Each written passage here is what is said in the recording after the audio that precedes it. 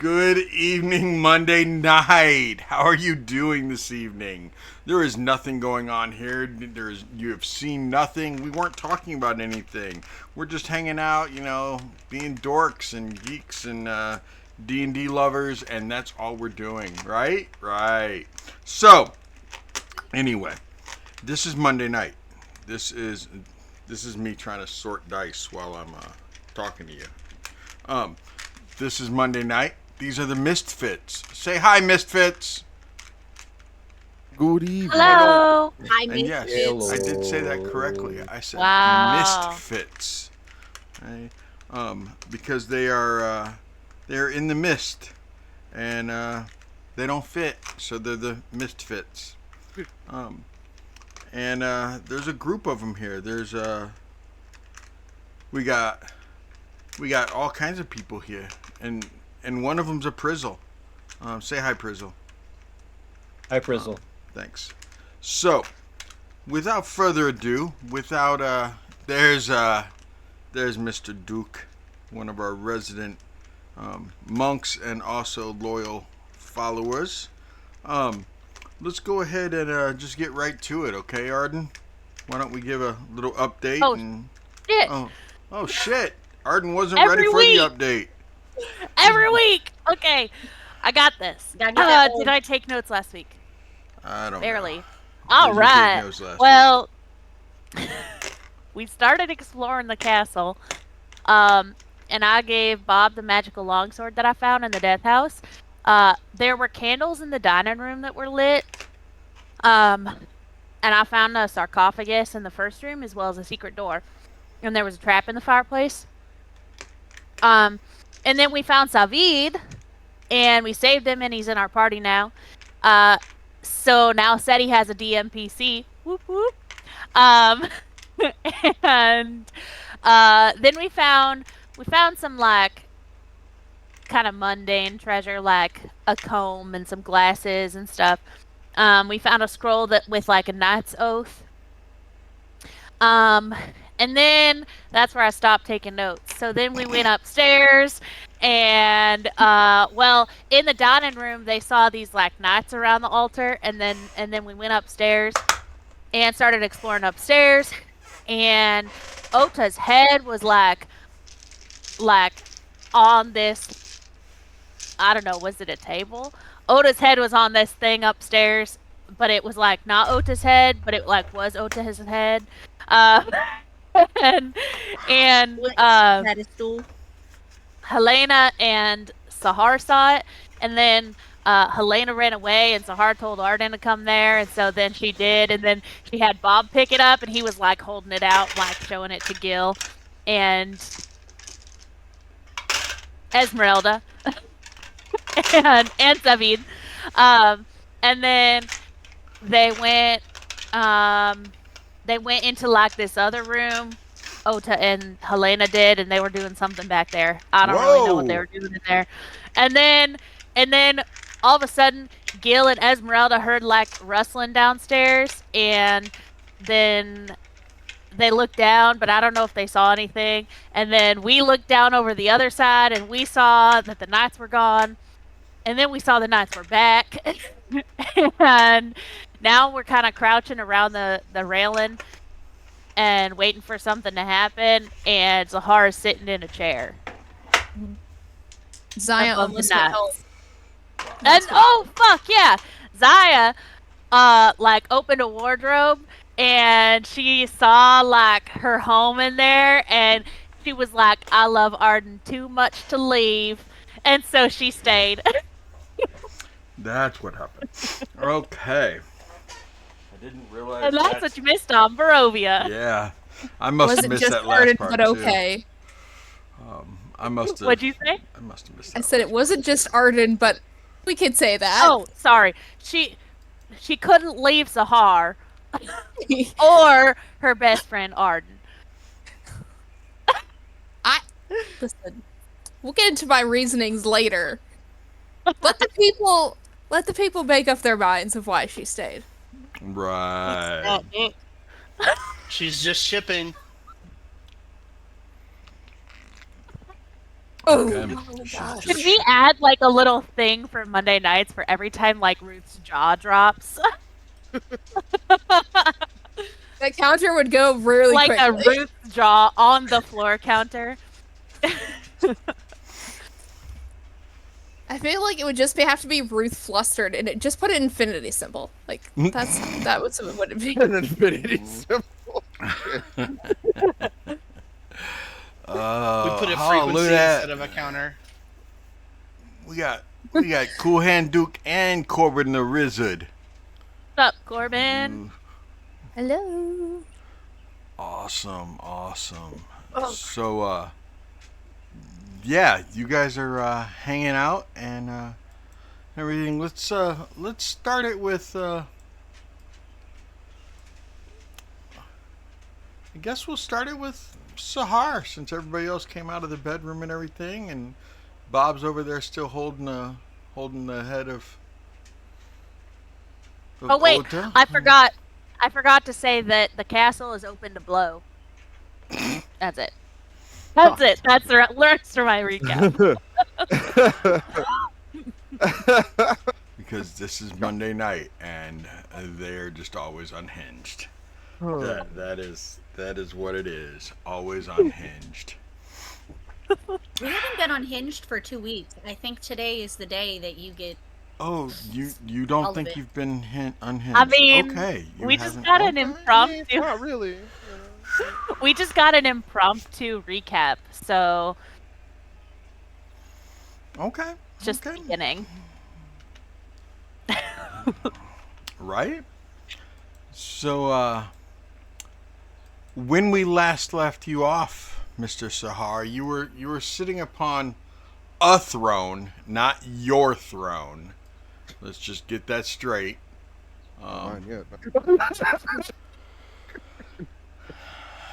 Your throne is actually currently being held up by the current lord of this domain, who you plan to take over for. When did we have this plan? Hold on. First of all, Just saying, that's what's gonna happen. First of all, Oh, there we go. That's, there There was it no is. consent. Here it is. It didn't even take 10 minutes. it didn't, Nope. not even. didn't even Not take even. 10 minutes, and he was already. Listen, man, Oh, I'm you out here bet- catching Y'all are gonna strays. bet on me now? Like, Listen, We were talking about if we things people die- say. Bro, the it's not the over-under game, though. wasn't worth it. just so we're aware, if we die, it's all Monty's fault. why is it my fault? In Shit. the immortal words of Nene, listen, okay? Wow. Just saying. Wow. Okay. Listen. All right. First of all, Oh, Look, you I've people done nothing wrong. Okay. out here catching strays left and right already. that's Dude, it's right. like work. This Just one like time Strays in and starting Barovia, strays. Yep, catching strays and starting frays. I love it. That's right. That's our theme this week. Yeah. Okay. Which, I might have to just get that shirt made because I love that phrase. For real, Jamie. I love that Thank you. phrase. What did I'm a we? royalty. That is What did start. we say that we needed to get made, Jamie? The shirts. Oh, I don't remember. It was this morning. It was so early. It didn't have Oh, anything to good. do It with was D so and D good, though. Oh, okay. Then, Yes, it did. Oh, maybe it did. Okay. I don't know. Dice over here, fuck shall we? it. I Let's don't get know. it. I'll remember later and just. If it happens. Look at that! And what do you know? Mr. Glizzy is already starting up with her damn you nasty looking bitch. That's a nat 20 from Glizzy. Okay? Nat 20 from Glizzy just for the initiative for What? the knights. Initiative on what? Because you're gonna say something and they're gonna want to fight. Okay? So Really? Is it because of just any word that I say? Is You're that what this is? Like you're I gonna feel say like you're gonna say boo, and they're gonna be on it. Wow. First of all, Monty, don't even act like you weren't about to say something. Because earlier today you said, "Listen, It I was going wasn't to that make I a wasn't whole gonna say speech something, but first." like he ain't. He's been preparing a whole speech. I have. Look, See? I'm just saying, okay? Glizzy already hot. This is a Like- mess. Like this don't even count. This bullshit. Man. Let's play D&D. Glizzy. Damn, I love you, you ugly bitch. You see Glizzy, like he already talking shit. You ugly bitch. That's what ugly bitch. I love that ugly bitch. I don't know what you talking about. Okay, so what are you gonna say, Mr. Sahar, so that everyone right. else gets to roll initiative? All right. So first of all, I would like to telepathically talk to Arden and tell her that. Say they ready for it? Y'all No. ready for this? Y'all ready for this? Da, da, da. Well, first of all, I'm gonna tell her to, tell Zaya to, quietly and slowly, like, kind of come up here and, for Arden to be kind of close and on standby, but just not revealed, just in case. Just in case. Corbin, that's a good So- one too. This man just rolling, Lord. Okay. So, Okay, so no, then- I'm, I would wait until Zaya got there and Arden was in place, but, so. Okay, yeah. So when you tell me telepathically, then Esmeralda and Gildorn can also hear. So Oh, word? Okay. because I it's the four of us connected. So forgot about that. Yeah, so they Esmeralda's would- included. So I would just say, like, in my head, like, hey, can you guys tell Zaya since you're, like, right next to her? Thanks. And then I'll tell Bob for us to Esmeralda quietly will move. turn and whisper to Zaya, Okay. and Sahar's doing something dumb. Really? It's not like we weren't gonna But fight I'm- these guys. Like, what the fuck? Why am I the I'm- one doing? Oh, shit.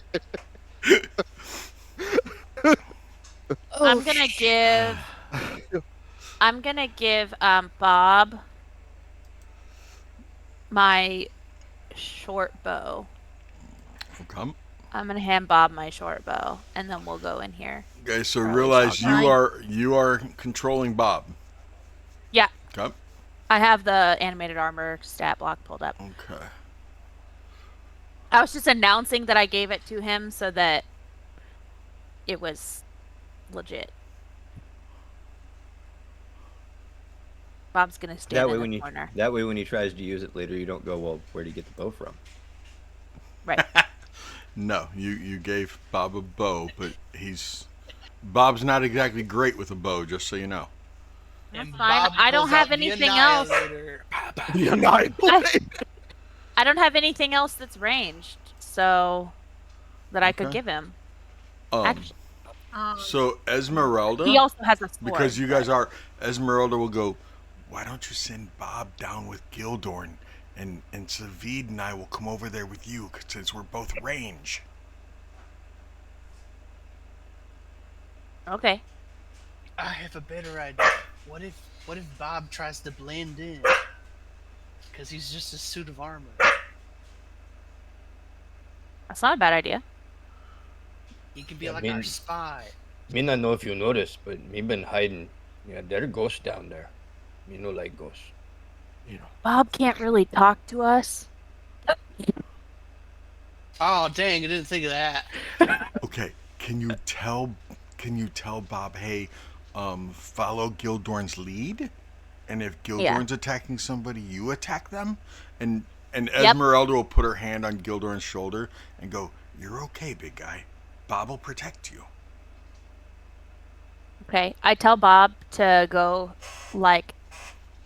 follow Gildorn and protect him and attack anyone he's attacking. And to be quiet until he doesn't need to be anymore. Why can't stupid soup take lead?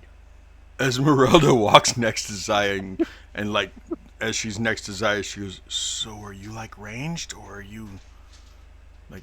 Oh, I also tell Bob that he should listen to Gildorn. If Gildorn tells him to do something. Yeah. Yes. We'll see if that works. I mean, I kind of lean over to Esmeralda. I mean, I got some range stuff. You want? Okay. Love you. You have some range stuff. Love you too. Are you? Jamie said she loves you too. Yeah, we all love you. We love you too. Nene and Prizzle said love you too. Nene said everyone loves you. She said she loves you Everyone guys is too. full of the They're not love.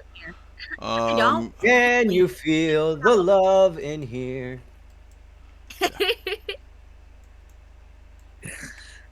Oh. Yeah, Esmeralda, I've got some range stuff. Most of my stuff's healing at the moment, but I got a little bit. Okay. Okay, Mr. Shiny Soup Man. You go Is downstairs. this all in your first. guys' head, or can I hear Me you? follow you. I have no idea what's in what. I don't know what anyone is saying in their head versus. We say it in our head, we do this.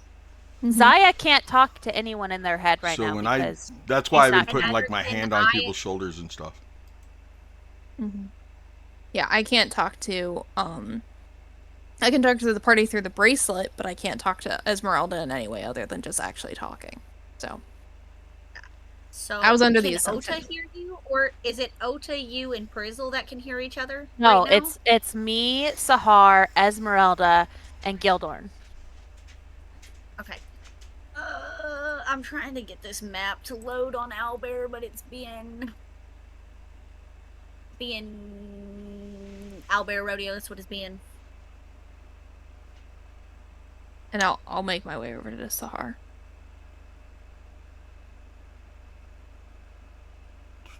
I'm not gonna be there by now. Because if that's gonna happen, what I'm gonna say is like if I can see Gildorn, or if like I'm close enough to him, because I can't really see where I'm at on the map right now. Because You're in the hallway. I mean, you can move down toward him.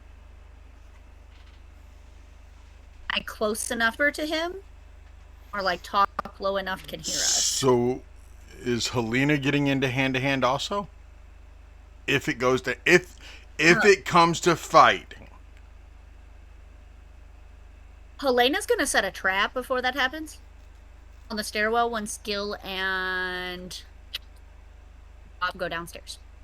So that way, when these stone things come up, they're kind of fucked. Because I already have hunter's traps. I have several of them.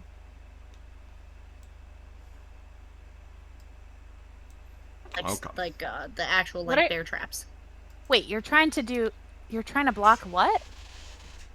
I'm going to make sure that the stone pieces, like if they try to come up the stairs, the traps that I have should like snap and like hold them a little bit in place for just a few seconds. what are the traps? Or at least put them at a disadvantage. What are the traps? They're the bear traps. Okay. They're bear traps. Okay. So Sahar, stay away from them.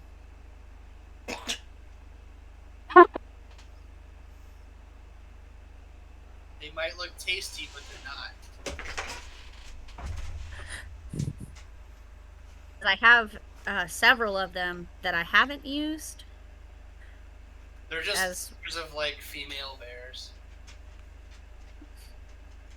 I see what you did there. But it says hunting trap. It is a bear trap. It is a sawtooth steel ring snaps shut when creature steps directly onto plates or objects.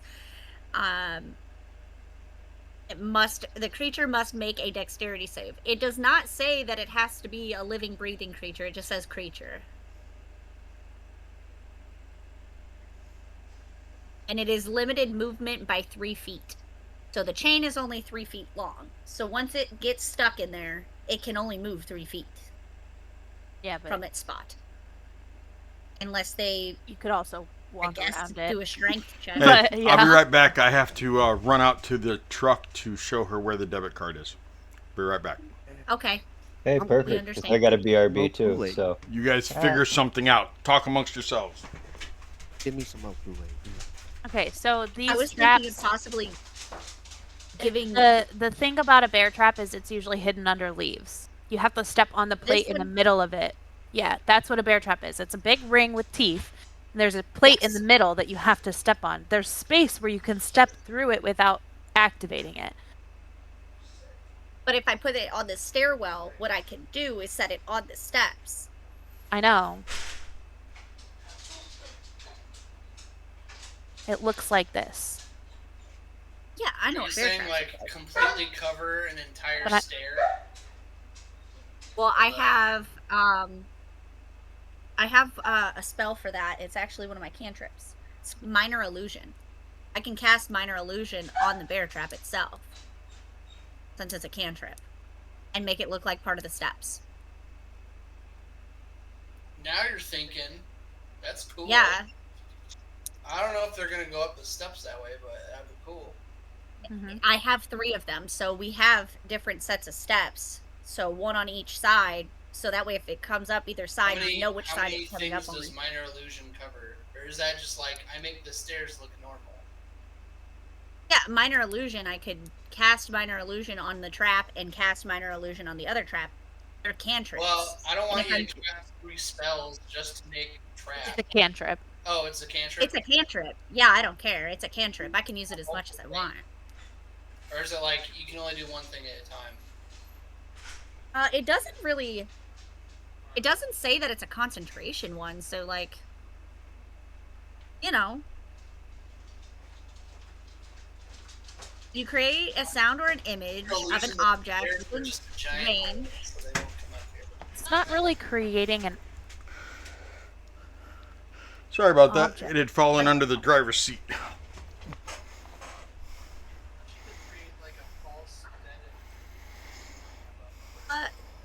Daddy, I have a question. Yes, ma'am.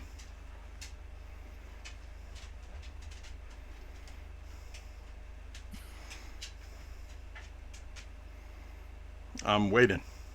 If I casted Minor Illusions. If you cast Minor Illusion. Okay, on, like, my bear trap. Right, to make it blend in with the stairs. Okay. And I cast it on both of them at the same time.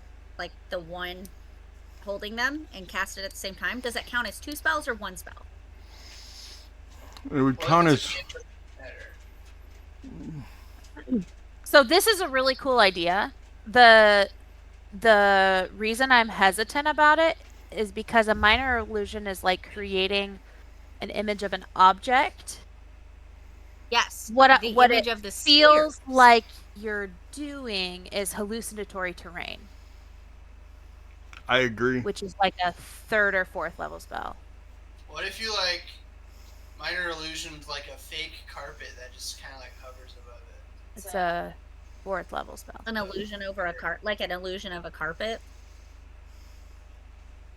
That I would say would be something that, like, would make more sense. Because I was trying to figure out how to do this without it, like, breaking this rule specifically. I agree with... Because it does, like... I agree with Corbin that, you know, what you were describing was hallucinatory terrain. Well, here's the problem. It says if you create an image of an object, so, like, the object itself looking like part of the stairs, such as a chair, muddy footprints, or a small chest, it must be no larger than a 5-foot cube. The image can't create sound, light, or smell, or any other sensory effect except for physical interaction. So if it looks like a part of the stairs, like if it looks like the top step, like, right? Like it looks like the top step, is that not part of the... No, because the problem is that the top step is still there. Right? The top step is there. Okay. Hey, you'd be basically making them blend in You to could where it make the looked like top it was. step like a step Whoa. above it Yeah. or something. I don't know. Yeah. Did you not just see what your camera did? Yeah, I did. I glitched. But realistically, what they were talking about with what Arden, Jamie, D20 dinner, whoever the hell she is right now, what she was saying about the rug is actually a great loophole to get around that whole thing. That if you just picture it as a rug on the steps, boom. Yeah. Well, isn't there a rug runner on the steps? Okay, so No. here's the thing. Renee, You can't it's gotta make it look obscure like it. something that already exists. You're creating something else to go on there. Hallucinatory terrain allows you to be able to like make it seem like nothing's there. Minor illusion doesn't allow you to make something invisible. It allows you to basically put something in front of whatever else is already there. Like hang an invisible door. Right? In a So door. like that makes more sense to me now. The way you just described it, I need you to describe things like that to me. She described it like that before. The first time she described it like that. I love you. She described it like that the first time. You just weren't listening the first time. So listen. Okay? So Ouch. You're getting preached. You don't pull my own words on me, damn. And I would also, though it's not concentration, I would say it says dexterity. No, I'm saying I would, if I were ruling, I would rule like you can do one. So then that carpet idea is not bad. Because that's one thing. And you can hide them all under it. yeah. You could hide both traps under the rug. I have 3 of them, so I was thinking about like lining them up just in case they decided to. So then that way they're trapped and stuck. But like you can also only use. It can only be 5 foot, no larger than a 5 foot cube. Yep. So how do you deal with like casting it again?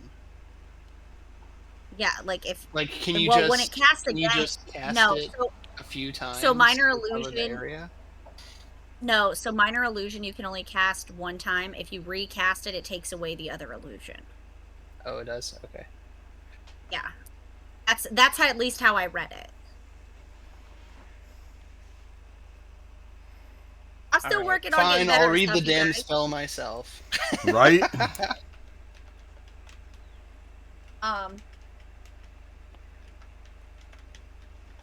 But yeah. So I also have portent because of that's what I chose. So I had to do my pre-roll. Do you want to know what my rolls for my portent are today? Yes.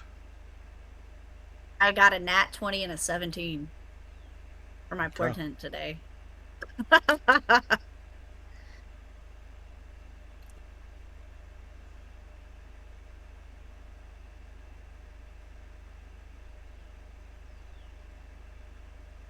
I mean, yeah, it says I you think can you only can do do it it multiple times. No, it says the illusion ends if you cast a spell again. First paragraph, second sentence. Oh, okay. I see. Okay, yeah. So you can do it once. Yeah, I messed up. But I mean, 5 foot. You could hit that hole. You could hit the stairwell. Yeah, you can hide like a section. You could hit those in like 5 feet, probably. Yeah, you could totally hit. Now they're not you could hide the 2 traps of them. themselves. I was gonna say the traps themselves don't seem like they would be like they're bear traps, like but they're They're not. fucking bear traps. They're like a 1 foot cube. Yeah. Yeah. Well, not a full cube, but I mean they're 1 foot by 1 foot. A bear trap is 45 inches long with a jaw spread of 17 inches. That's bigger than a foot. Yeah. So only 2 could fit in that 5 foot. said 40 40 inches long is bigger than a foot. That's But if they enormous. get That's bigger than 2 feet. That's like 4 feet. But if they get stuck, they can only move 3 feet. So, like, if 2 of them get stuck or 1 gets stuck in both of those traps, it can't move more than 3 feet, and that gives us an advantage either fucking way. Okay. That's my Hold personal on. No. opinion on it. What are you staking the bear? To see what you're talking about isn't just a bear trap. You're talking about a bear trap that is staked to the ground or stationary. Yeah, the stairwell to tie it. You can tie it to the stairwell. You don't tie a bear trap. Bear will snap a rope. Say I can. I mean, you could tie a rope to the stairway, but the stairway might break. Yeah. Like that railing. Anyway. Depending on what it's made out of. 45 is just shy of 2 inches by what? 45 what? This is like falling like 300 feet. What? How big is the bear trap? 45 inches long with a jaw spread of 17 inches. Oh, okay, because the like thing it sits on is that long. 2 foot by a foot and a half. Okay. 45 is not 12 times 2. It's like 3 feet. You're right. It's almost 4 foot. 4 feet is 48 inches. It's almost 4 foot. Okay. Only one bear trap would Only fit one there. bear foot.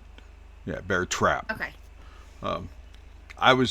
Then you can only cover one of I them. was thinking 24 is 2 feet. So, yeah. It is. Doesn't matter what it is. But that's why the 45, I was like, yeah, just 2. 2 times 24.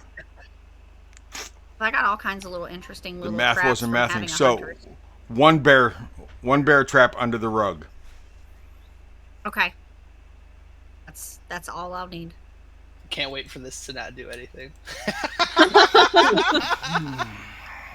I can't wait for somebody else to get caught in it accidentally. Yeah, I'm gonna forget it and just run over it. Are you putting it like here? I'm gonna mark it as soon as my map loads. I'm gonna wait until Gildorn goes downstairs, but I'm going to warn Gil. Hey, don't here, Gil. Can you say that again? You cut out. I'm gonna supervise. She's letting you walk first, but not Bob, so that Bob gets caught in it, and Oda has to go over it. Actually, he told Bob to go first, so. Oh, okay. Yeah, Bob should be going first. Bob to go first. Yeah, me as shiny suit go I'm gonna first. wait until he goes Me down. wanna hide. I'm gonna tell him before he goes down. So Bob going down the steps is not quiet, just so we understand. It's a suit of armor. Can he make a stealth check Yes, he at can. disadvantage? Because I told him to be quiet. Okay. He did. Does Bob have ears to know what's quiet?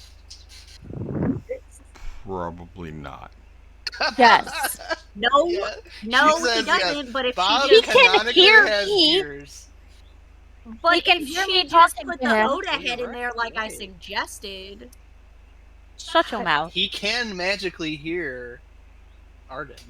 I don't think putting Oda's head would automatically give him the Not power putting to Oda's hear. head in Bob. Get No, away that- from my suit of armor. But he does have ears somehow. Bob made an 11 Because they're stealth my check. ears. Okay. I agree. How does Sahar feel about Helena carrying around bear traps?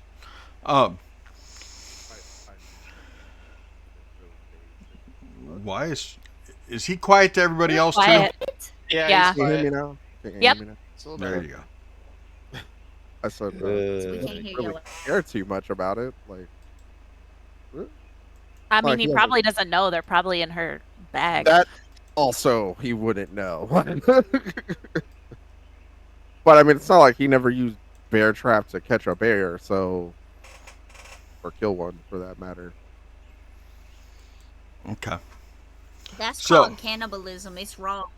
That isn't called cannibalism, but okay. That's nutritious and delicious. Tastes just like chicken.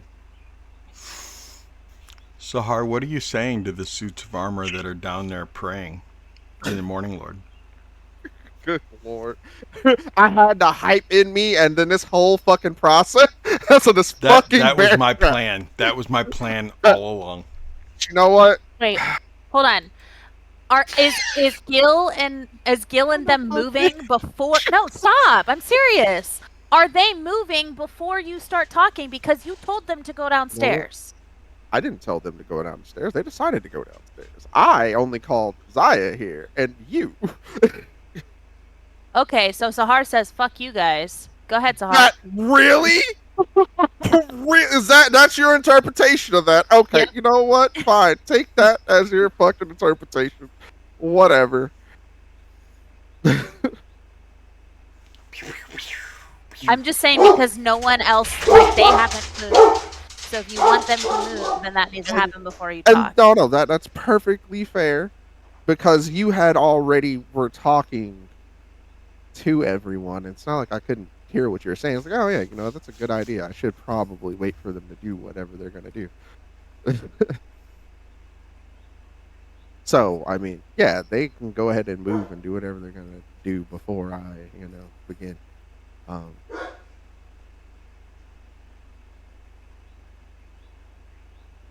Just let me know when it's okay. Frizzle, you tell him where to go. Why I tell him? Because I told him to listen to you. You don't even want to go. See? You don't want that guy. He said, fuck them ghosts. Me tell you, there are ghosts down there. You'll not see me always hiding between people. Me put people in front, people behind. You not notice that? So... You stuck Esmeralda in front of me most of the time. Okay, so... Are you waiting until something happens to go down? Because that's a long way. Well, I mean, I'm gonna be right behind wherever Bob go. So, because I told Bob lead way, if Bob start move, me gotta move with him, otherwise Bob stop. Oh. The Gil logic is fantastic. There's also the fact that Alina was setting a trap, so... No, not yet. I haven't. I'm waiting until he goes downstairs, remember? I already said that. And I told him that, I'm like, hey, Gil, by the way, I'm going to set a trap on the center of these stairs. Be careful, okay? Okay. This is for the ghosts. They come upstairs, I'm going to get the ghosts, buddy. Your name Egon?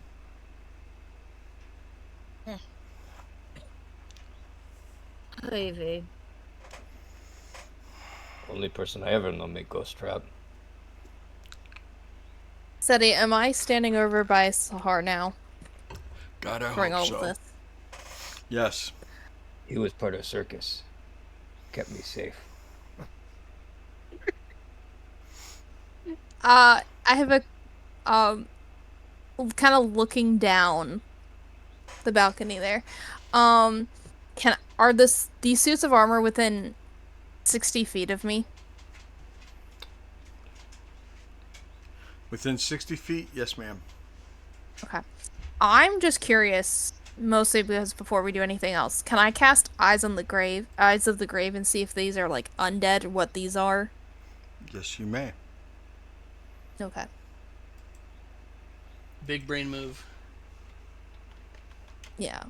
Well, I'll be able to know if they're undead. As long as we'll they're know not. if they're not. Yeah, I'll figure out pretty quickly if they're not. Well, if they are undead, then you can use turn undead, and that's really good. I technically can. Do I have that available right now? I'm looking up Eyes of the Grave, so I know exactly what you see. Divine intervention or something? Or whatever that is. Here, Seti, I have it right here. As an action, you know the location of any undead within 60 feet of you that isn't behind total cover, and that isn't protected from divination magic until the end of your next turn. You can use this feature 3 times for a long rest.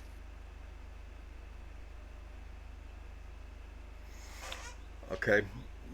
It's part of your. Does it tell you? Turn undead. Does it tell you Thank what you. Yeah, I kind of knew it. undead it is? It just says undead. Any undead. Any undead. Like it'll like be like, yep, that's one. I don't think it tells you Okay. what it is. It just says undead as a whole. It doesn't specifically tell me which type. Okay. Yeah, they light up like Christmas trees. Okay. All right. Undead Christmas trees. Undead Christmas. What does that look like? So wait, is that Like a bare Christmas tree with lights on it? It's the Charlie Brown Christmas tree, but with lights. Yeah. The lights are like hovering. Like the Charlie Brown is like the base of it, but like you see like the lights and the ornaments and everything are like around it as if it was a full size tree.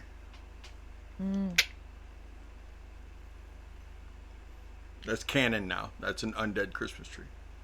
All right, I'm writing it down. So Remember that for a Christmas game, for a Christmas one shot. I'm gonna lean over to Sahar very quietly and just go, so these are undead. Just giving you a heads up. I don't know what you've got planned. Glizzy, I love you, Glizzy. That's 2. Glizzy leans over with you. Glizzy. Esmeralda leans over with you. this is getting a little interesting. Right, like the dice have become sentient now. He's like, and then Glizzy whispers in your ear. Wait, why does my brain think Glizzy is just like a floating gelatinous cube? But it's the like whatever color Glizzy is. That's what my brain is picturing now. Just like this ethereal, spectral gelatinous cube.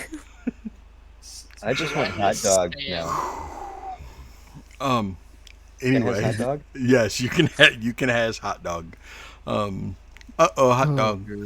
So Hot dog, Esmeralda, hot dog. Esmeralda leans over, and she goes, "Those are revenants."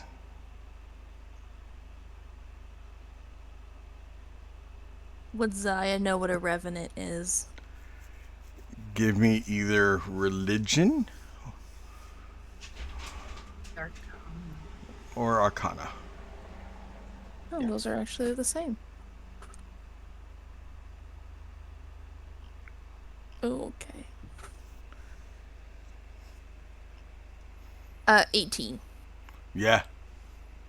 Zaya knows what a revenant is. Oh, good, because Ruth didn't know. Zaya knows that they're pretty hardcore undead that have regeneration, and if you prevent them from whatever their job or task or whoever they're hunting down or whatever their mission is, if you destroy them and prevent them from accomplishing their mission, yeah, they come back in 24 hours in a different body. They possess another body, and then we'll hunt you down too. Okay. I tell that all to Sahar and Esmeralda. Yeah, they're nasty. They're really nasty. Can they be talked to though? Oh yeah, you can talk to them, but like sometimes it's a matter of say like their job is to keep everybody out of this castle. If we talk to them, they then find out we're here. If their job is to not let anyone disrespect the Morning Lord, well then you talking about that blue order that you wouldn't shut up about last night would probably piss them off. First of all, I never talked about that last night, but okay. Yes, you did. Okay, after you got back from walking around everywhere, you sat there talking to yourself as you were like trying to plan out how you were going to get more followers to your like circle of the blue whatever. You're crazy, but okay. I'm crazy. Then how do I know about it? I don't know, but that wasn't what that was. I just came up with this plan now. What are you talking about? Okay. I'm the crazy one. The point is, Revenants, depending upon what their mission is, they can talk to you. And sometimes they'll even like warn you and tell you, hey, this is my mission. Don't get in my way. I mean, Sometimes. So we got kind of a 1 in 3 chance that they might just attack, right? There's a 1 in 3 chance they're just gonna like storm the stairs. There's Okay. 2 in 3 chance that they're gonna stand down there and tell us why we should leave them alone. I mean, okay, I guess the other question is, do we want to explore the rest of this castle or not? Excuse me. Why?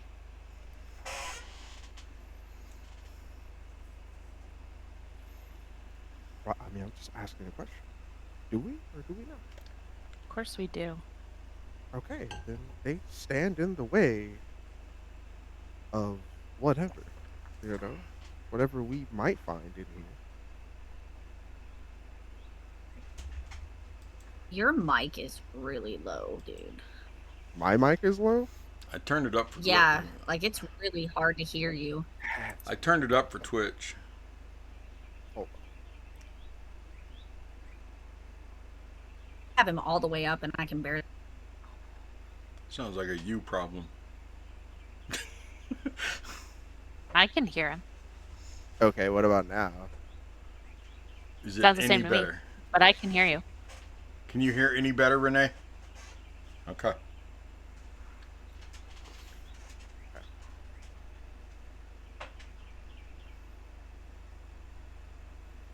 Look, I'm here.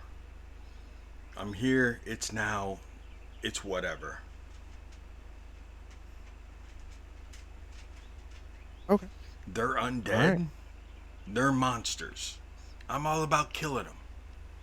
But if you guys want to like go do something else first, we can go do other stuff first. But before we leave this castle, they really need to be dead. Here's the thing. I agree. They'll come back, though. That's the problem. We got like 24 hours. But if we kill him now, we won't have to face whatever's upstairs that Sahar saw in the window while we face them too. Wait. What if that thing that I saw in the window closed that door down there?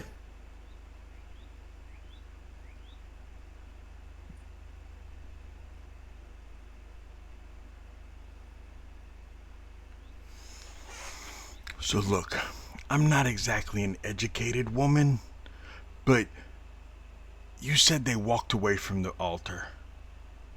Yeah. I heard them walking around downstairs. Then I heard doors shutting. It sounded to me like they were securing the first floor.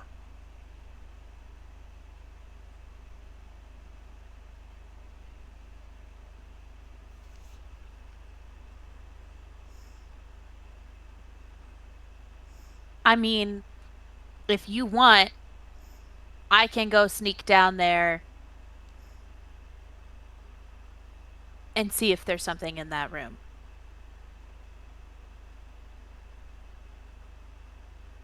I mean, I wouldn't want you to potentially cop, baby. I mean, undead are unpredictable. So are alive people. True. But also might be something worse than a revenant. How attached are you to Bob? I just look at Esmeralda and I just shake my head at her and be like, mm-mm. He's noisy. Okay.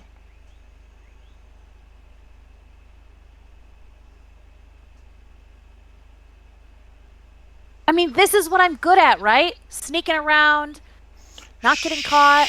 Not right now, you're not. All right, fuck it. I'm gonna go for it.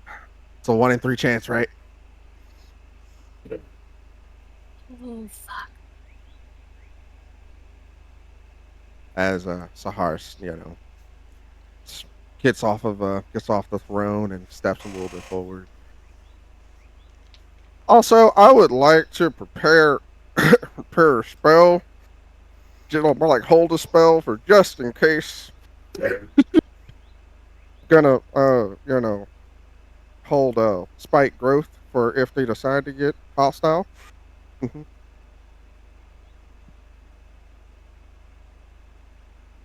Brave knights, you have my respect, for even in death, you seek to worship the bright lord and stay true to your former lord. But let me not be rude. I am the rune lord, Sahara Kosh, and this is my priestess Zaya, and my fellow companion.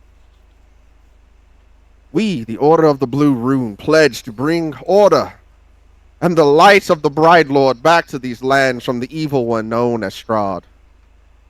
I know not if you have been cursed by him after he killed the lord of this castle, or tormented by the death of your lord and vowed vengeance upon the devil himself.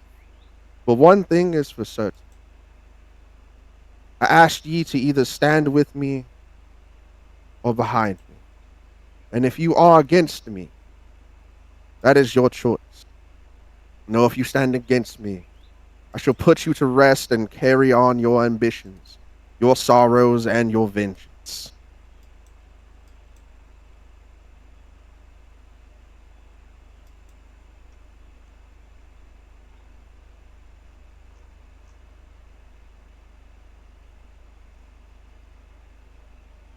They're so stunned.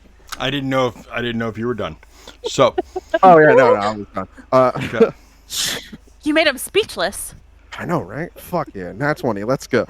Everyone that can see them, I need you to give me D20 perception. D20 perception. Give me a perception roll. No, use a D12. Give me a D12 perception. Oh.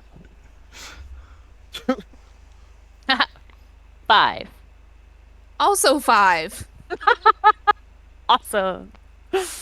Zaya's so stunned by the priestess of the blue rune, and she's like, "Excuse me." Come on, Savid and Esmeralda, 23. you got this. 23. There we go. See, you will be Savid. Savid didn't see anything. And Esmeralda got a nat 12.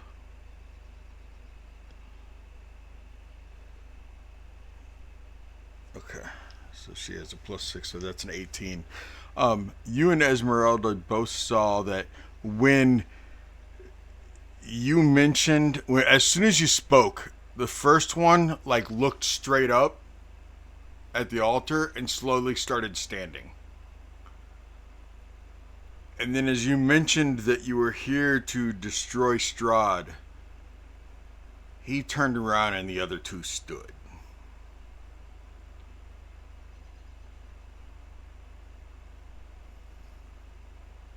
He raises his eyes towards you.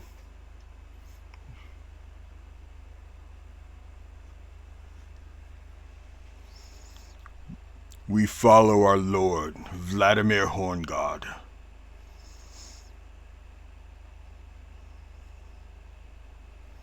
And we are here to make sure that nobody releases Strahd from this prison.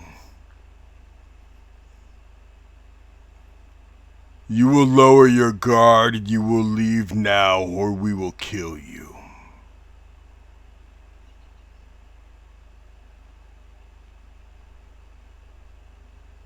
Drop your weapons and flee for your life, or you will not keep it.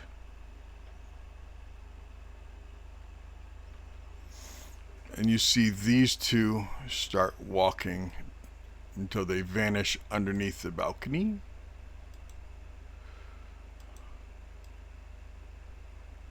Well, they would vanish underneath the balcony, except for the fact that Esmeralda can see Revenant 3 and Savid can see Revenant 2, and they both explain to you guys that they're headed up the fucking stairs. Yeah, then, so, that seems very hostile to me.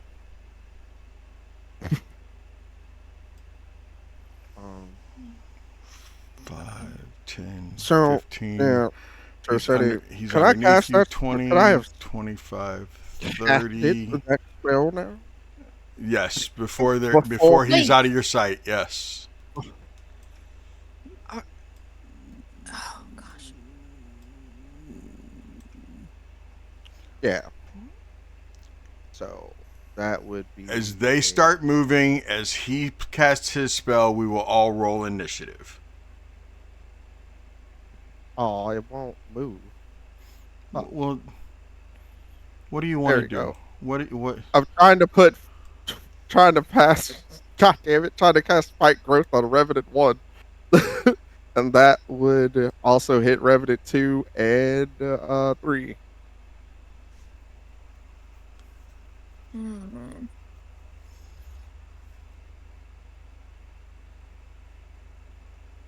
Can I move it, please? Although Jamie's probably not going to like it because it's probably not going to be within squares.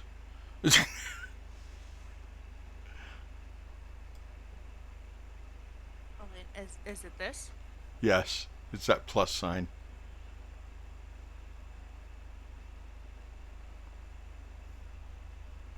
I don't know what the square is. I don't either.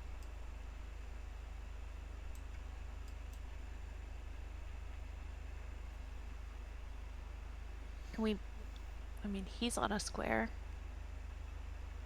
Is it the right size?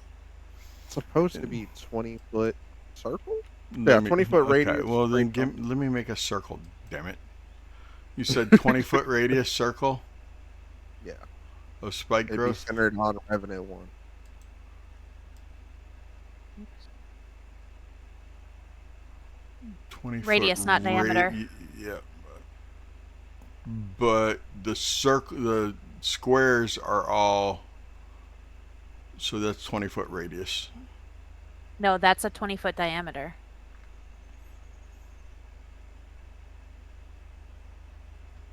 The 5, square, 10, the 15, squares 20. the squares are 10 feet.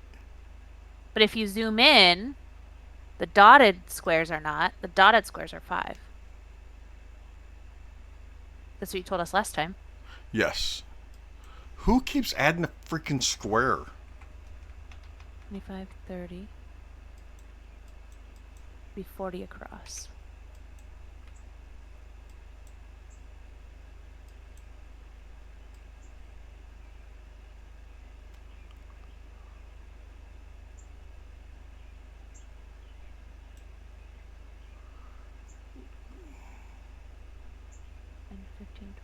Okay, hold on. No, 30. because the measurement is right. So this Should be 40. That's 20 feet right there. That's 40 feet right there. So that's Then how why big are of a we circle. so big? You shouldn't be that big.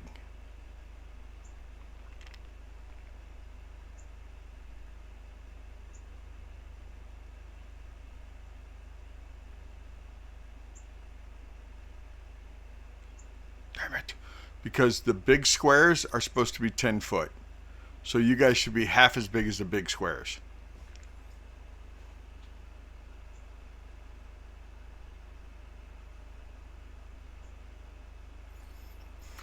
Could have sworn I had this fixed last week.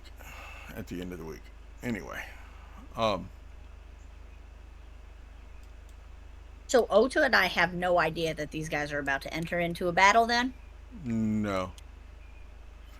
So what'd you say it is? It's a 20-foot radius centered on 20-foot radius.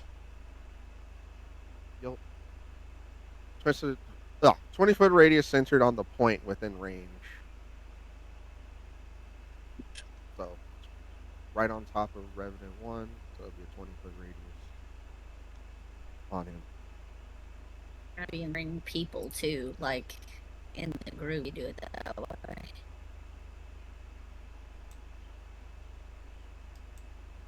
Okay. Oh my god, I freaking hate my life right now. Okay, stop it.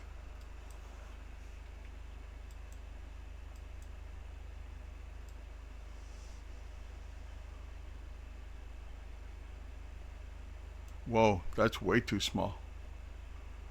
Us? What is that? That is. Everyone should be at 5 feet. Yeah. That's what I'm putting everyone Okay. at. It just looked way too small. Yeah.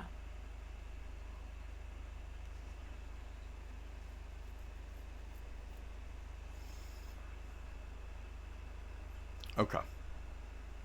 So 2 people can fit in each dotted square then. Yes. In dotted squares? Is that what? Yes. Where's The dotted squares are measuring at 10. They shouldn't though. Okay, yeah, the dotted squares are at 10, but what the?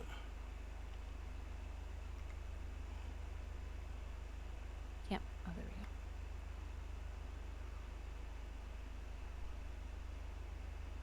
we go. Okay, this is what I'm gonna do. I'm gonna resize the entire map to make it unlock it. Sorry. Riveting. I know, Twitch. It is riveting.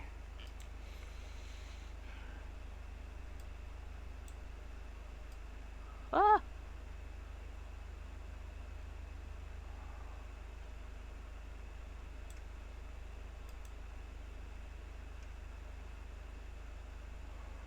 Where's the little squares now? The whole map said.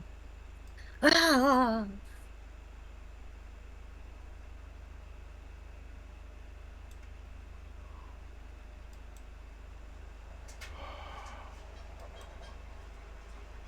Where's?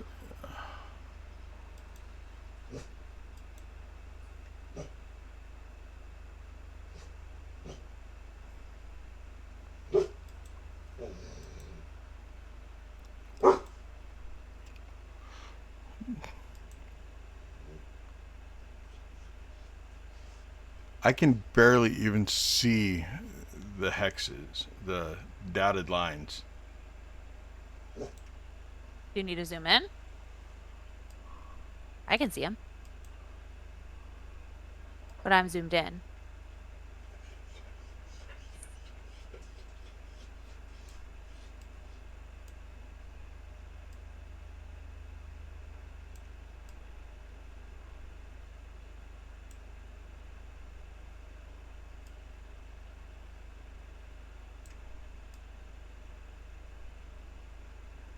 I don't know what's happening. That's on pretty Owlbear close right now, but like I was about to say, every time you zoom out, I can see the entire map.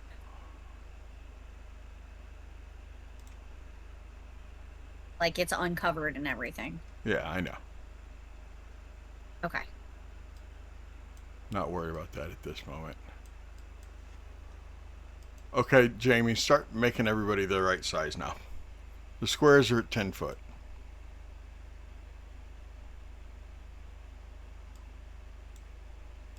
Okay.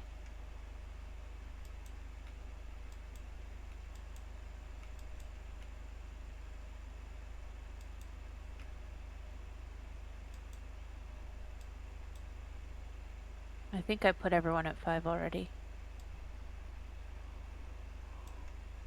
Yeah. Okay. Where is Gil and everybody else? Gil is down below.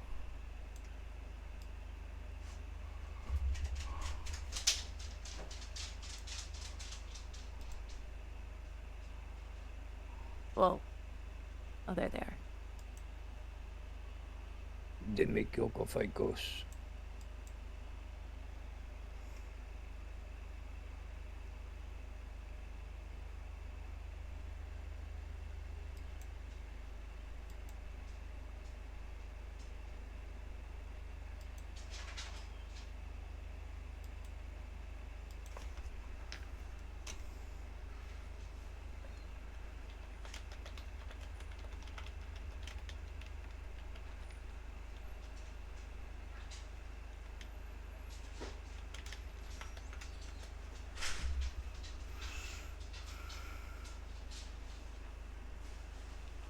Okay.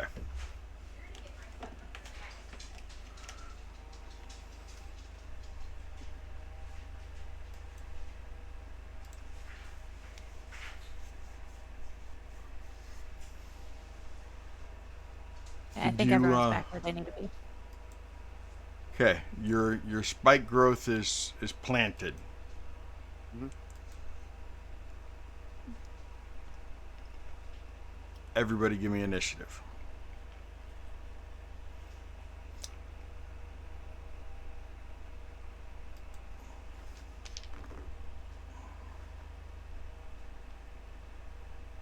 Let's go.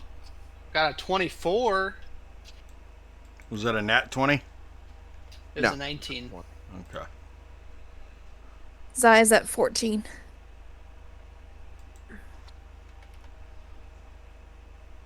Gildorn? 22. Was that a nat 20? No. Okay. Helena?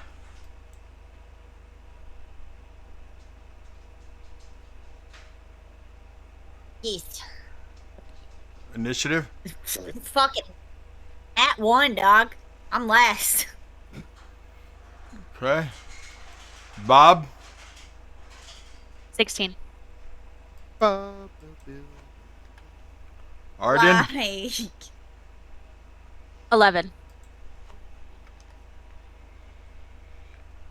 Esmeralda got where you at?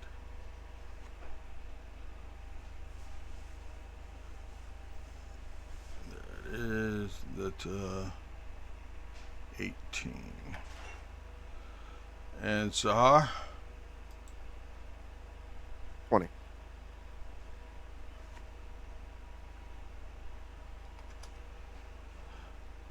Savid, where'd you go? Savid has a 15.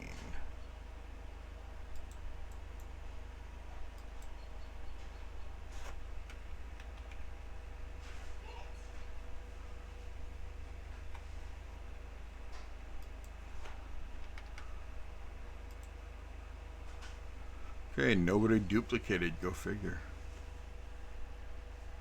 I'm impressed.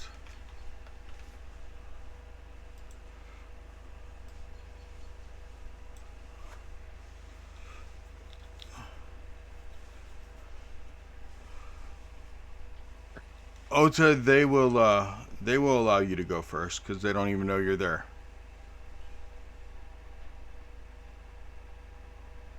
I say they because they got nat 20, so they would get to choose. All right. Did Gil? Which way did Gil go? Down the stairs or across the balcony? I thought Bob and Gil went downstairs. Downstairs. Okay. I'm gonna. I think I'm gonna.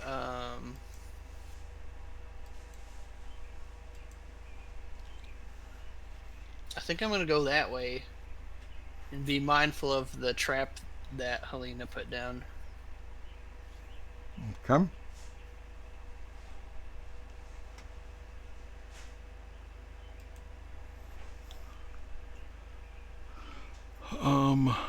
They have to make. What do they have to do on plant growth again? As it erupted up through the floorboard and everything.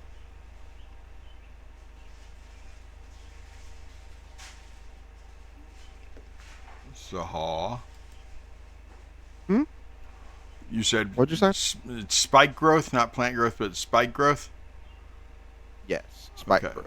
So every 5 feet that they travel, they take 2d4 piercing damage. Also, the terrain, it's difficult terrain. Okay. So, I actually got one question, Zenia. Yes, sir. At what point did they start moving towards us? Was it more of while he was explaining that who they serve, or saying, for us, or after for us to put down our guard? 1 and 3 or 2 and 3 started moving. They all stood up. They all stood up and turned to face you. As you said, Strahd, that you were there to destroy Strahd. Then 2 and 3 started walking towards the stairwell as he was explaining what would happen. You cast spike growth, so I'm letting it be that that 2 and 3 will get that first round, and then the first step in the spike growth. They'll only take it twice. Okay. You want me to go ahead and just roll that twice damage right now? Or? Yeah, let's go ahead and do that.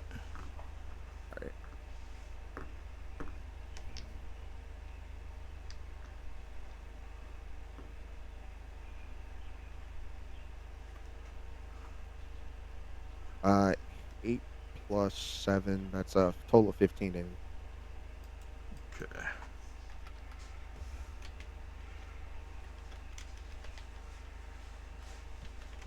Okay. It's from Sahar's 15 spike growth. Gotcha. Okay.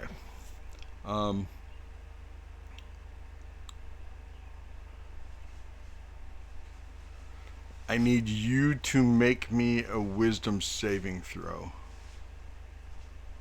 Okay. That's a 25. Okay. You can tell that number 1 was giving you a vengeful glare. And you know that had you failed, you would have been frightened of him.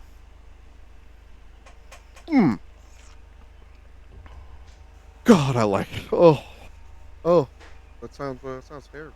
Actually, what does frighten do in 5e? I think you have to run away from them up until you're a certain distance away, and then you can use your actions. And if you try to attack them, you have disadvantage, I think. Yeah.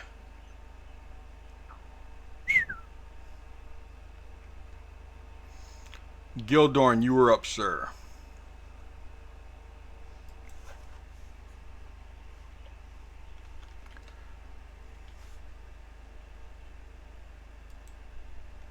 Do I have any idea what's going on up there? You just saw me run past you flying this way. Well, no, we're looking at this way. Towards the door. You're running behind, if anything. Well, I just ran past you down the stairs, up and around the corner. Yeah, like, Oda and I wouldn't have known anything. And I just see him take off. I'm confused as fuck what's going on. Yeah, I just heard noises, so I started running this way. You're hearing angry voices, but they're not even yelling, Gildorn. Been me waiting and watching like I was supposed to.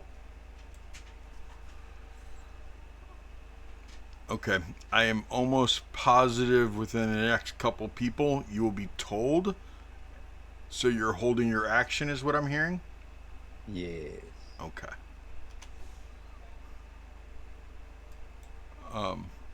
That means that Sahar, you were up. Okay.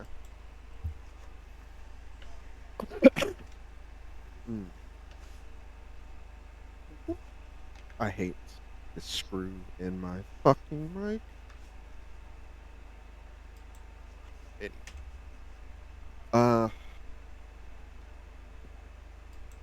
How so 5e, how much do you get to say as a free action? I mean, what? There's no actual rule about how much you can really say. I mean, Okay. I mean, I was just asking. what are you trying to pull off?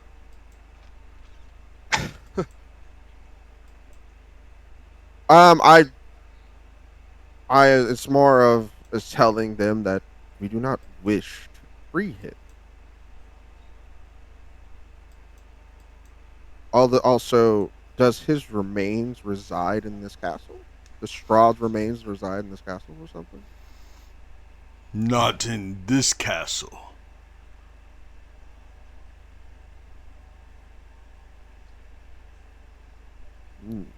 This is our Lord, Vladimir Horngard's castle.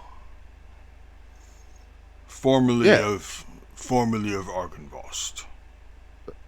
The dragon, right? Yes, the dragon. Yeah. Strahd has his skull. What if we return his skull to you?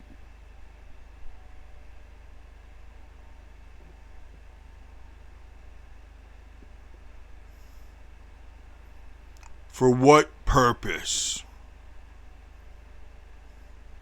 Well, one, I do not wish to have a fight for no reason if I don't really have to. Two, I feel that as one who has lost something dear to them, I would like to give rest and respite to others.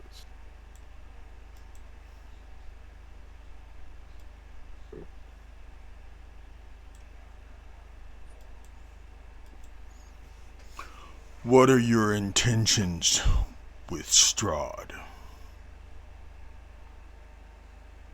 My intentions?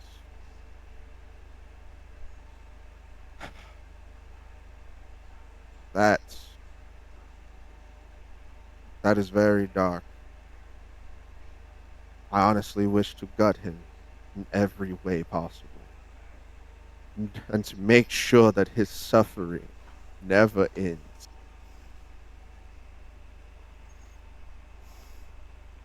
The only way to verify that his suffering never ends is that he is not killed or allowed to leave this prison. And for those reasons, you will drop your weapons and leave with your life, or stay and die. But I also have another question for you. Technically, by you staying here in this castle, you are not preventing any of that.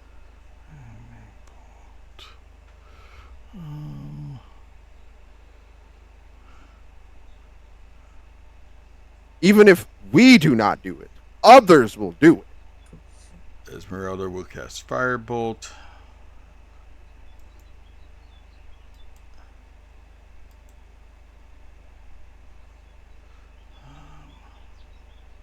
I'm listening. Oh, okay. I was like, damn, Esmeralda just out here blasted.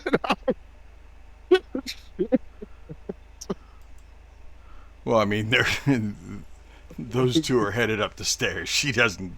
Yeah, that's fair. She is a monster hunter. You know what I'm saying?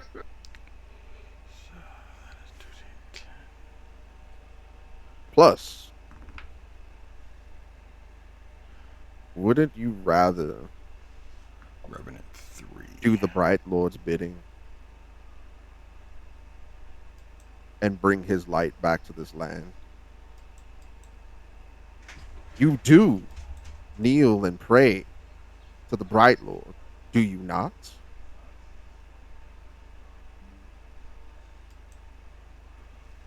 The Morning Lord, but we listen to our Lord.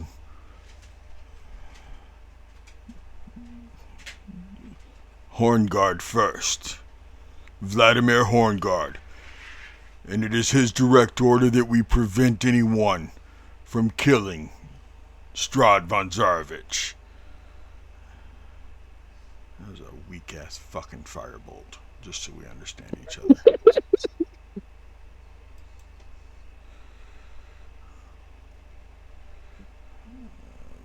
Three. Bob, what you doing? Does Bob know anything's happening? What were your Should orders I make to like Bob? a perception check? I told him to follow Gildorn's orders, protect Gildorn, and attack whoever Gildorn attacks. Okay, he may be leading, but he's still following Gildorn, even though he's leading Gildorn. Yeah, he listening to me, but he leading in front. Yeah. And if Because I told Gildorn him hasn't attacked anyone, he's not attacking anyone. So is Bob Yeah. kind of holding an action too? Yeah, as long as no one is like visible to him, then he doesn't feel in danger. He doesn't feel that Gildorn's in danger. Okay. And Savid hits with Yeah, one. he'll hold a longsword attack. Short sword, Okay. longsword. I don't know what it is.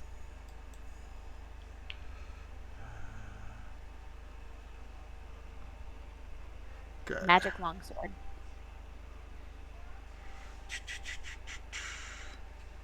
Okay.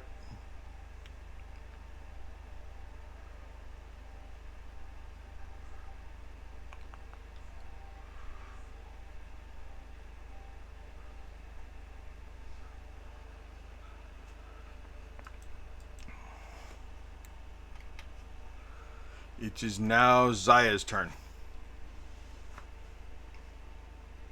Oh gosh, I had a plan. Yeah.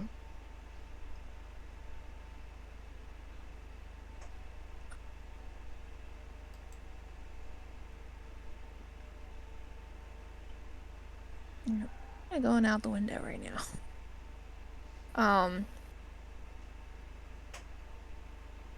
What was the screenshot of? Our chat. Oh.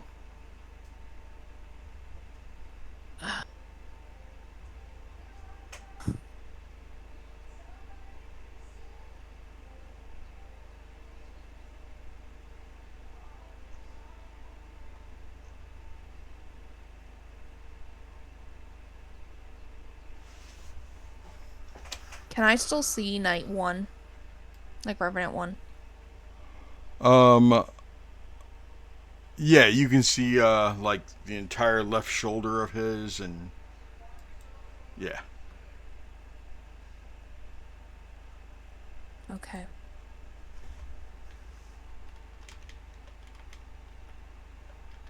I'm going to... Oh.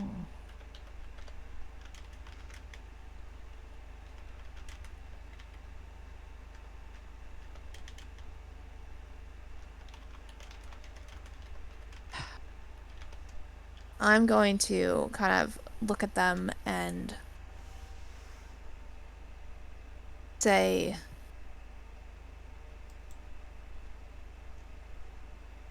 why would you want the one who keeps your master's skull as a trophy to live? Do not seek any vengeance, revenge, justice. If not, I understand, but... We have our orders. Do not allow him to die. He Why? He has an eternal sentence. To stay here and suffer. By whose command? Vladimir Horngard. First Knight of Lord Argynvostholt. And this is as he's still moving.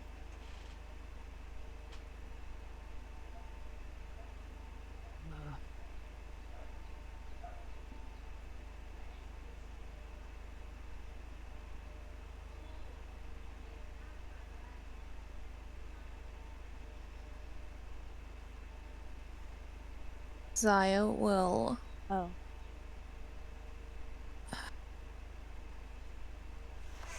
Zaya will prep. Can I do that as... hold that as an action? Can I hold my action till they're within... all three of them are within 30 feet of me, so I can do turn undead? Yeah, they're probably... Two of them are probably going to get within 30 feet of you before... I don't know. It'll be close to be able to get all three of them, but yes. You can hold it until at least two of them are. any creature I can see or hear within 30 feet. So Okay. if that changes anything. It does a little bit because you'll be able to. Well, I don't know. We'll see how it goes because of that spike growth slowing them down. Okay. I mean, ain't these motherfuckers wearing armor though? They got to be clinky. I mean, yes, you hear them, but I mean, I'll give them Bob's fucking stealth rolls, mister. Might as well. Might as well. Okay, so that's what Zaya's doing. Arden, you were up, followed by Helena. Okay. So basically, you guys have tried to talk them down, and they're like, "Nah, man." Yo. Cool. Esmeralda goes, "Yep, they told us their mission. Don't let anyone try to kill Strahd, and, well, Sahar's made it very clear we're going to kill Strahd." I mean, Cool. Could have lied, Sahar. You could have lied. I mean, Is this one? Like, Is this one at the top of the stairs? wants to kill Strahd. No, Or it's on he's it's on at the the bottom? Yeah, he's at the bottom of the stairs. They both are Okay. at the bottom. Cool. Is there somewhere up here I can bonus action hide? Behind the throne. Yeah, no problem behind the throne. Behind Sahar. Okay, I wanna bonus action hide and then throw my dagger of returning at number 1. Okay, that works. That is roughly 10, 20. Yeah, that's roughly Like 30 40. feet. 35-ish. Yep. Okay. Okay. That is 19 to hit. 19 hits. Wonderful. I'm adding my sneak attack. Cool. Which is 4d6. And that is a d6 plus 6.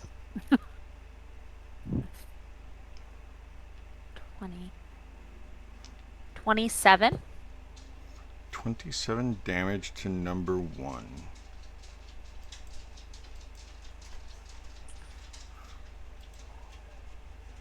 Okay. Nice. That's it. Okay. Helena, you were up. I'm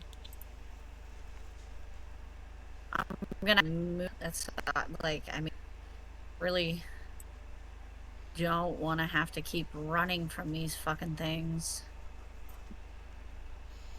Like, that's. Where's your I'm gonna trap? move here. My trap's right here.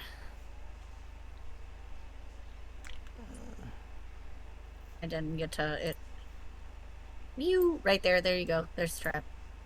Okay, thanks. Okay. That better? There's the trap guy. There it is. It's not that big. The squares are teeny tiny. There's not really much I can do. I mean, would I know? Like, I have a couple questions. Would I know personally what this man sounds like, or did he die? Long before before. Long before. Long before. But I know his many forms, correct? You're talking about Argynvostholt, right? Yes. Yeah, that was over 'Cause they 400 were years ago. downstairs. That was over 400 years ago.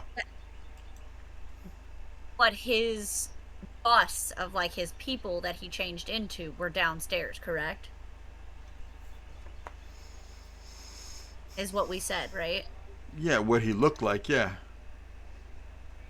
Okay. Sounds like illusory magic. It's good.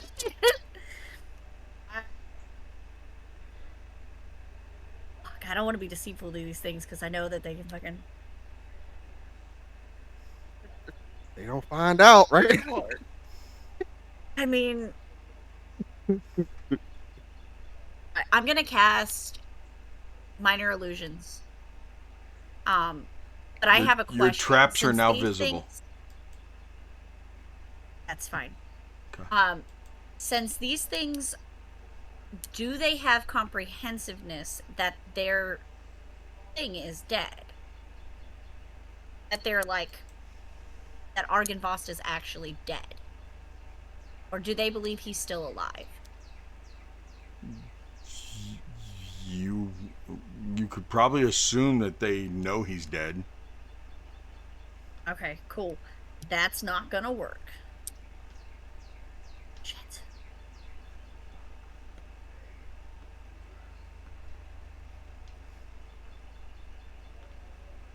Fucking cast it. I'm gonna cast minor illusion, and what I'm gonna do is I'm going to cast it across this way right here, where it says, like, I'm gonna draw a line, like here. Okay. Oh yeah, like right there, because I don't have to do what you get with me. And it's going to be the picture of Voss that we've seen when we first came in on the tapestry. And he's just gonna pace and then disappear into the wall and come back. And through that room. Several different times. Like he's just gonna Yeah, Yeah. he won't be able to go across the room. He'll be able to go 5 feet. But can he at least like flicker and then disappear and then flicker and then disappear? Is that something we're able to do or no?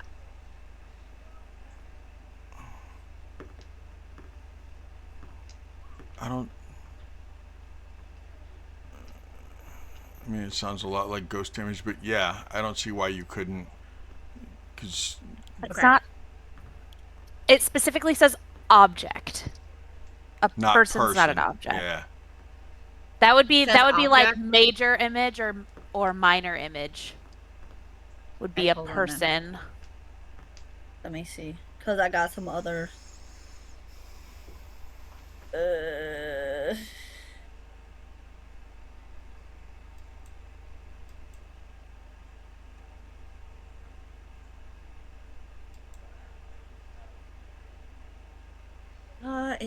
It also says sound. I guess. Fuck. Sorry. This one is like very. It's not that I don't understand it. It's just that like, with this situation, I'm trying to not fight these things because I do not want them to come after us, and I've been thinking about how to do it for the past like 30 minutes. So sound. It's like a voice. You can hear a voice. Mm-hmm. So it would be a very deep, very, very masculine voice that they hear. Let them pass. And then fade out.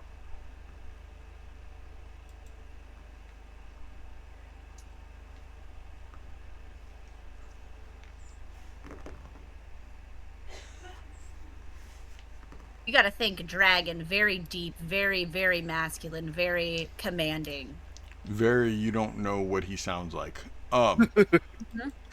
The best I got is the deepest masculine voice I can think of. I hear you. He actually sounds like Keith Urban. My brain was like, no, he actually sounds like Rictavio. Let them pass. Come on, I'm Lord Argynvost.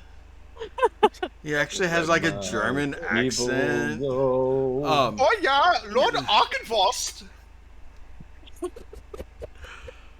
It doesn't seem to have an effect on them. Okay. Well, I tried, you guys. Ota, top of the order. Alright, am I about to kick these fools? What's happening, fellas? I'm gonna speak that into my bracelet. I mean, they on their way.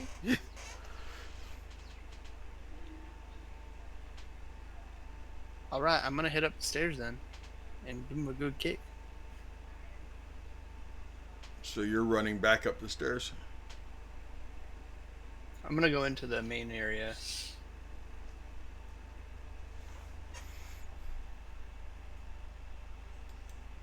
Wait, what's in there? What is that green thing again? Spike growth. Yeah, what does that do? You take damage every 5 feet. Well, and it's difficult terrain. But you a cool monk. And that's on the ground? Mm-hmm. Yep. That's right on Revenant 1.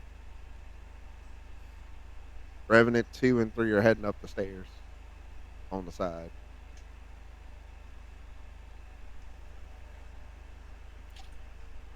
Well, let's see.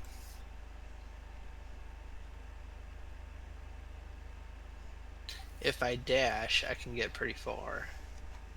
But how far is it?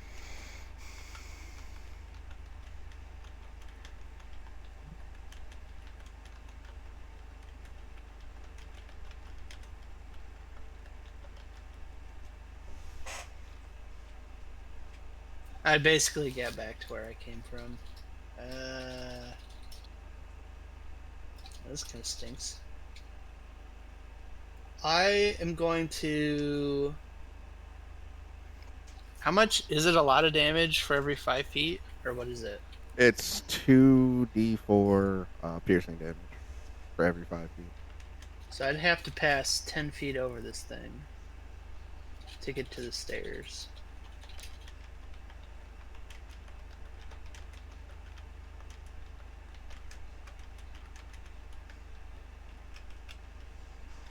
So that's 48. That's not good. I guess I'll sprint and turn around. Because I can see it through the window, through the doorway here. Yeah, I guess I'll turn around and sprint up the stairs. Okay. And avoid that stupid bear trap.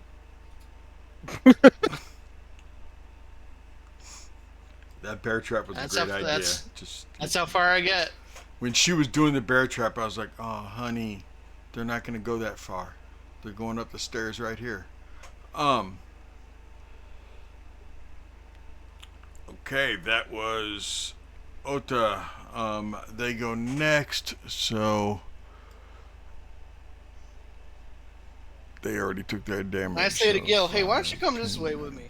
15, 20, 25, 30.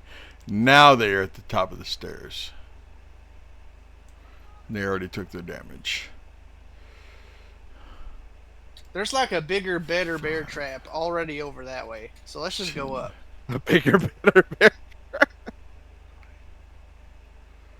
He needs to take 5, 10. He needs to take 3 more things of damage. Revenant 1 does. Yes, Zaya. Are they all within 30 feet yet or no? Of you? Let's see, roughly. It's sight and hearing, so... He takes 15 damage. For 3 times? Mm-hmm. 15. You said 30 feet radius? And it just says... I can't... I'm assuming... These are higher than CR1 challenge rating, right? Oh, yes, ma'am. That's what I figured.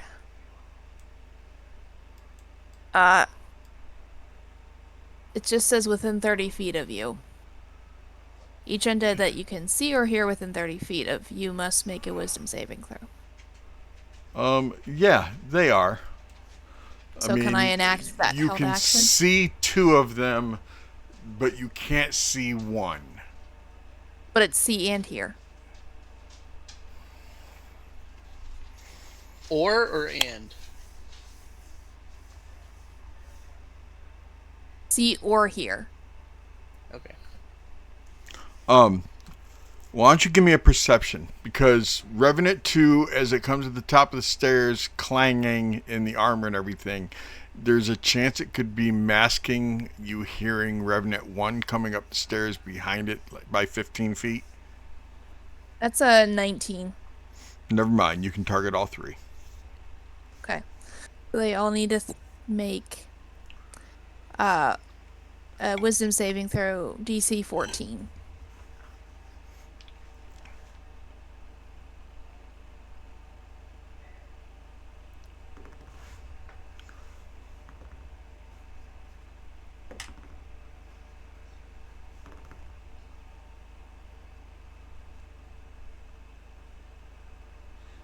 Okay. 2 and 3 made it. 1 did not.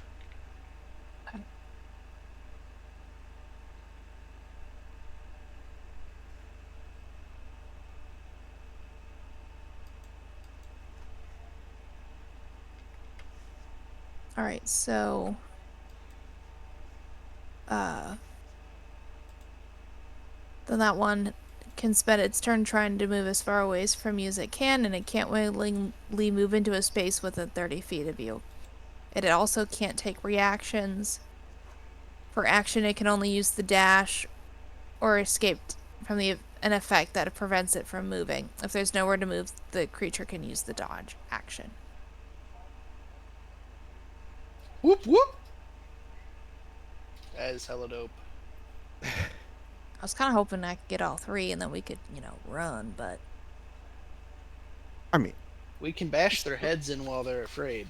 It doesn't have a condition, only right? one. It just automatically, this is what happens? If they fail, right? Yeah. Just turn for 1 minute or until it takes damage. God. Oh, okay. Well, we can line up like, firing squad. No. It's going to turn around, run back down the stairs, hit spike growth, take damage, and then the spell's over. Yeah. Well, you know what? It took damage, I guess. It kind of wastes its turn, so I'm okay with that, actually. I didn't think about the spike growth. That was dumb. Well, No, I still think it's no, worth it, because it still kind of wastes its turn. It's right going away. to, yeah, well... Because I don't even know if these guys can do spells or what. Well, one of them definitely tried to hit me with a fearful gaze, so yeah. Yeah, so I think this is better because it gives me and Gil time to get over here. Speaking of Gil, it's your turn. Okay. Gil gonna start creeping back up steps, dodging trap. Then me, Bob, gonna be in the hallway behind Helena. Okay.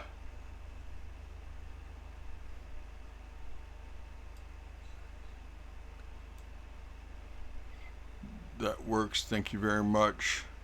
Sahar, you're up, sir. Okay. Oh, damn. Alright, let's see here. What kind of spells and spell slots I'm working with. And 2 more seconds. I will be skipping Bob this time since he just ran, just so you guys know. Are they wearing metal? Yeah. Just so I'm gonna let you know right now. If you throw like heat metal on them, they will not be taking their metal or their armor off because that wouldn't bother them.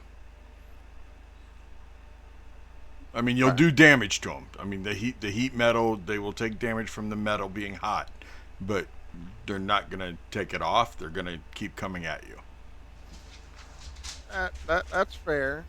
Esmeralda and Zaya, because of how high they rolled, can you let you know now that they are resistant to necrotic and psychic damage. They're immune to being charmed, exhausted, frightened, paralyzed, poisoned, or stunned.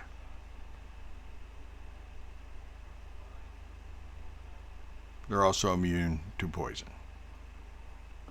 What was the damage? Resistant to what? Necrotic and what? Resistant to necrotic and psychic. Okay.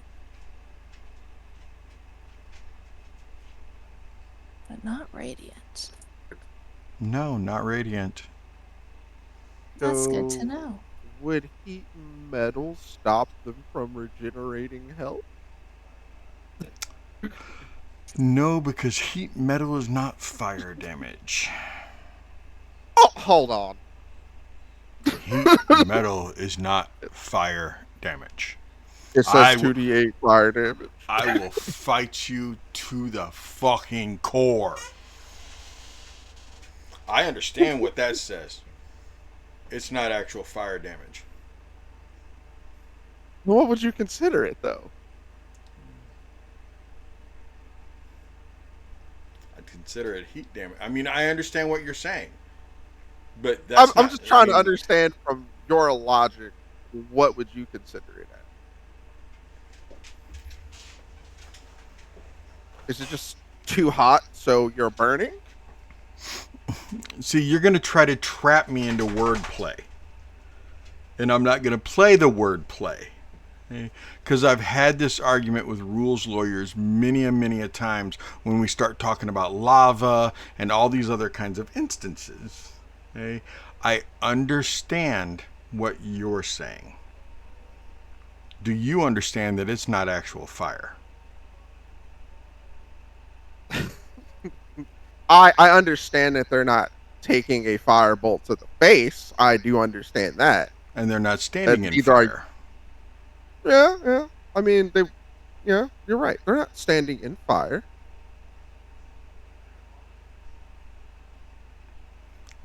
Anyway. What are you doing, Sahar? Well, it kind of fucked up my heat metal thing, so I guess I'll be doing that.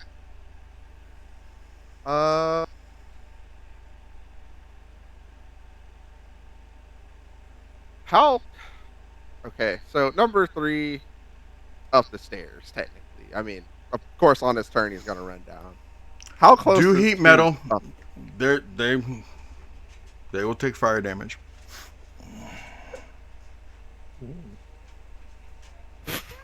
Okay. Then I will stop concentrating on the spike growth. Go. And do heat metal on. It's actually, can I see 2? Is the real question that I'm. Yes, 2 is at the top of the stairs. 3 is at the top of the stairs. Awesome. Zaya, when you turned it, do they take their turn immediately? What if they've already taken their turn? Give me one moment, I will let you know. Go on, Sahar. Okay, I'm just making sure that you don't need to make or any kind of save. Okay, if the creature is holding or wearing an object that takes damage from it, the creature must succeed a Constitution saving throw or drop the object if it can. Oh, okay, so it's only keep it on or keep it off. If it doesn't drop, it has disadvantage on attack rolls and ability checks till the start of your next turn. Badass. So number 2 takes 2d8 fire damage. And will continuously take 2d8 fire damage until the spell ends.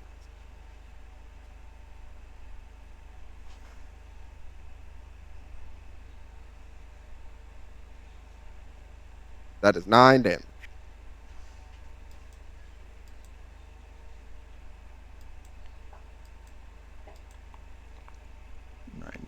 Number 2. It just says for its action, it can only use the dash action or try to escape from an effect that prevents it from moving, and if there's nowhere to move, the creature can use the dodge action. Okay. I also sent you the specifics. Because he dropped spike growth, it will run and try to get away from you. But it is 8:02, so we're going to go ahead and take our break real quick and go to the bathroom because I've had to go to the bathroom for almost 5 minutes anyway. And we will be back. Uno momento.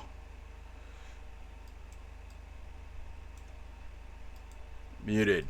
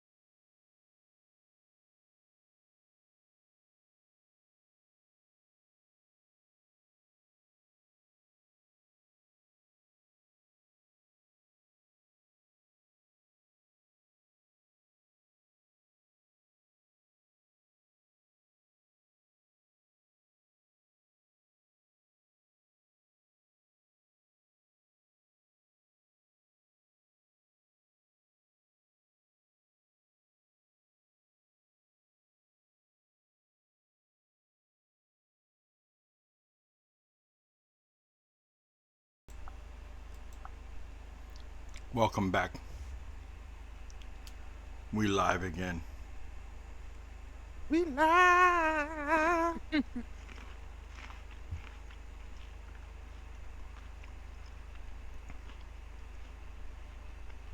I got grapes too, Seti.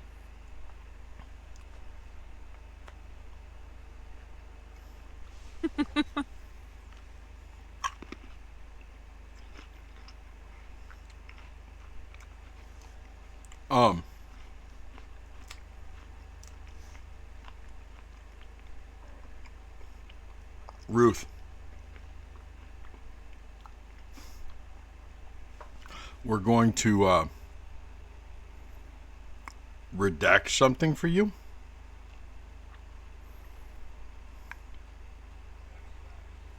Because it's not listed as them being immune, but it says it later. Now, I'm gonna let number one be immune. I'm gonna let number one be turned. I don't care.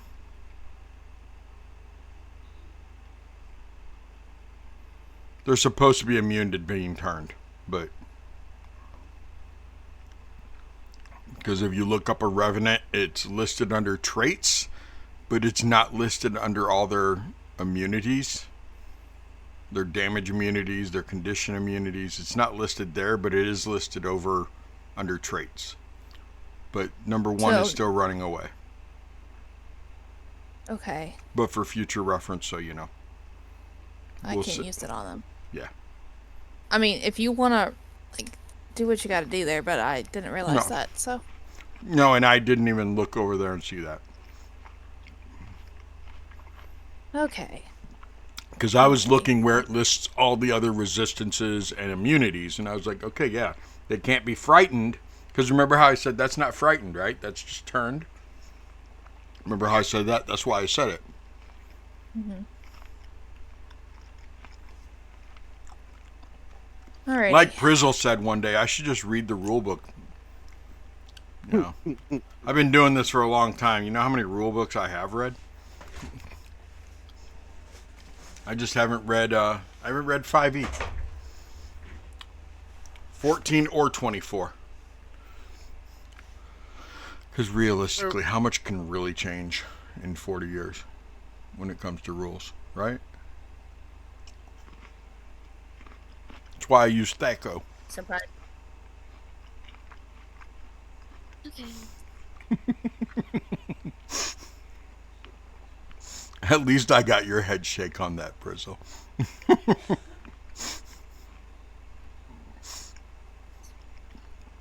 So no, the reason why the whole heat metal thing, they're undead. Undead don't feel pain. So if their flesh was burning, why would they even care? They're undead. It shouldn't affect them, is my argument. Well, because they're undead, they still keep coming. And that's totally fair. I would understand them not feeling the pain of needing to take off their armor. But they keep coming. But they still take the fire damage. But their flesh is still burning. Whether they're in pain or not, they'd still be burning. But revenants regenerate and don't die unless they're at 0 at the start of their turn. Mm-hmm. Yeah.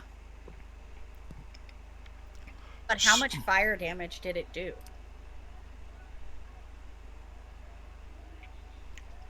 Nine.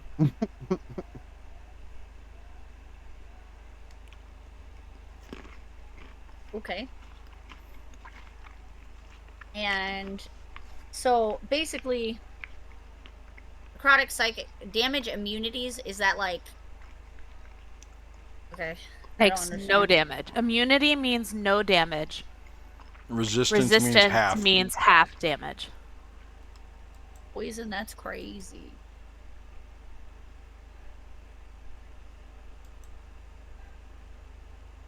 Okay.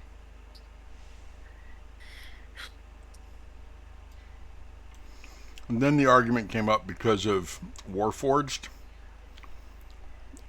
Warforged shouldn't take damage because they have no flesh or anything. And it says specifically that if you heat a sword that's laying on a table, the table doesn't take burn damage or fire damage from the metal being sword being heated. So it's all kinds of semantic bullshit. You know, I mean, you look at laws of physics do not exist.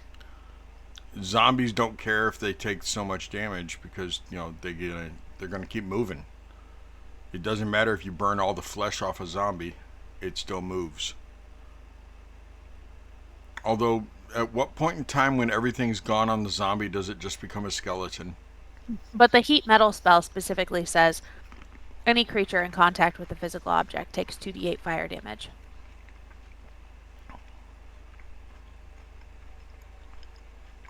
Yeah, I still disagree.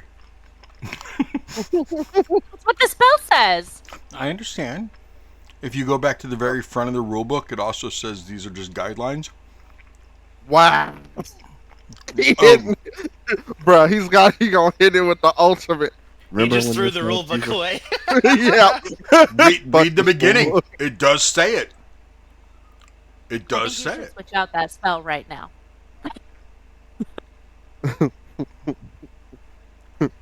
Because I mean, but the entire purpose of heat metal is so that they drop their sword or they have to take off their armor. Right. That's the entire purpose of it. If it doesn't drop the object, it has disadvantage on attack rolls and ability checks until the start of your next turn. Mm-hmm. And they'll have disadvantage. Now, I have also one question about that, though. Does that disadvantage re-ups every time that I activate it for my bonus action? You all do realize when he asks questions like this and laughs, it's because he's min-maxing and trying to find loopholes, right? Y'all realize that, right? I've been playing D&D with Monty for about a year and several months now, so yes. Yes, because as a bonus action on each of your subsequent turns, you can cause the damage again. If you do, then they would have disadvantage again until the end of your next turn. Okay.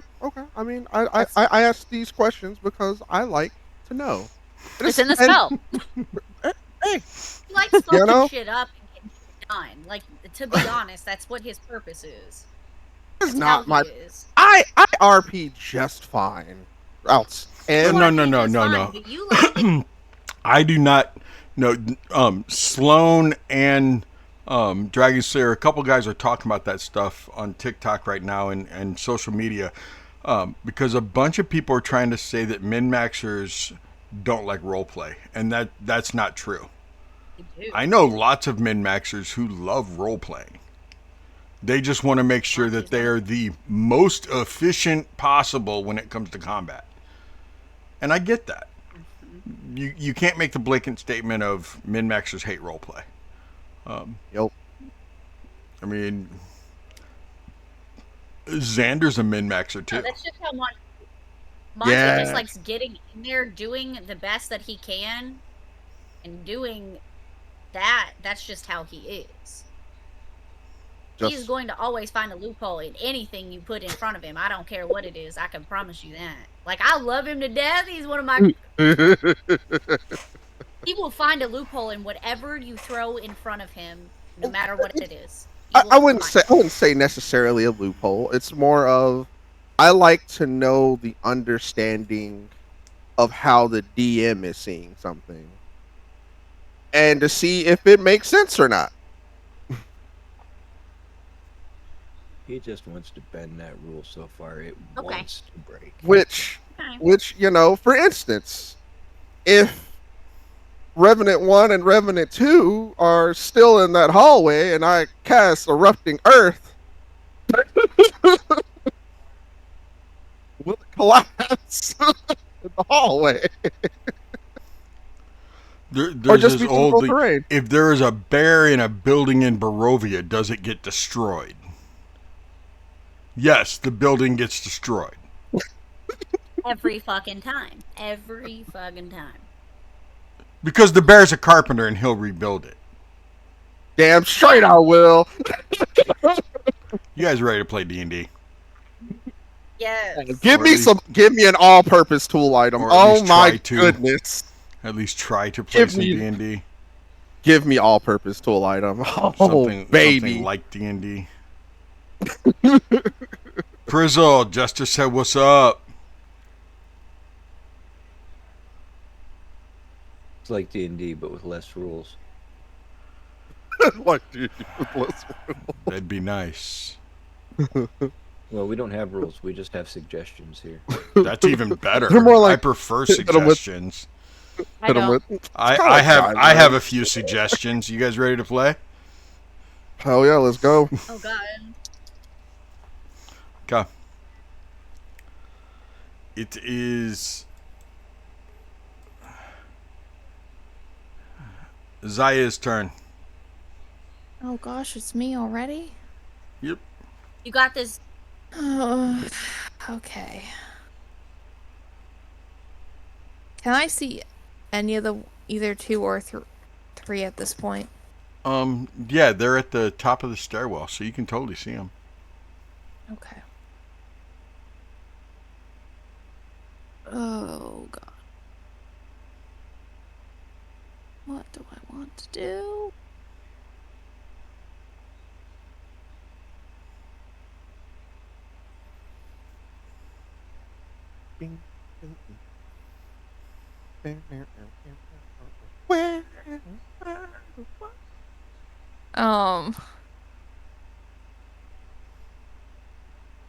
Makes sense to have that here right now. I'm debating. What's up, Jester?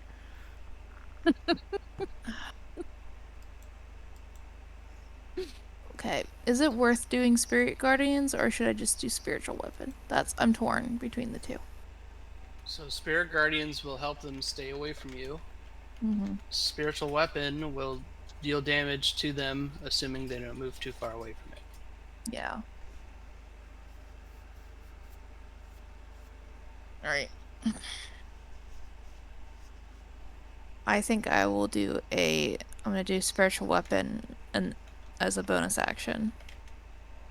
At 2nd level. And I'm gonna have it attack the... So, I think 2nd level doesn't boost its damage. I know it doesn't. Are you just saying 2nd level spell slot, or... Okay. Because I think a third spell slot would. Yeah, I'm just... No, actually it doesn't. For 3rd. It's the same. Oh, is it 4th that it goes up? 4th. Yeah. I'm gonna start, bonus action, Spiritual Weapon, attack. Whatever Revenant I can see, I'm not sure, 2 or 3. I'll do it at 2. And then it's also gonna get a Sacred Flame right after, so let me roll for Spiritual Weapon.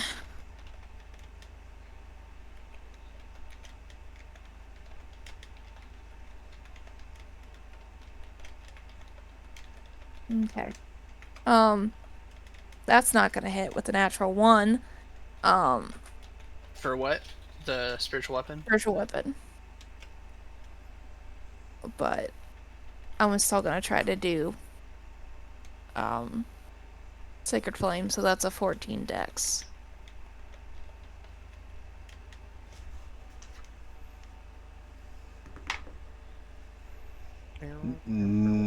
That is a natural 19 from Glizzy.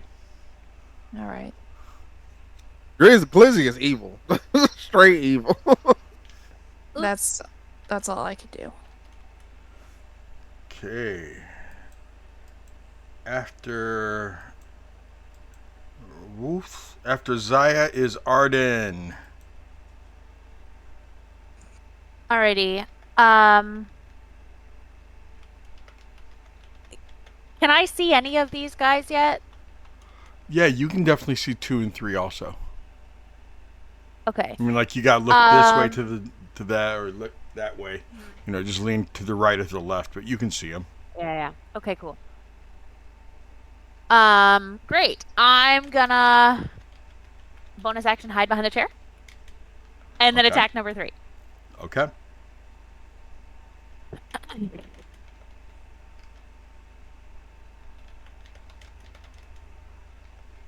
Fuck. 12 to hit.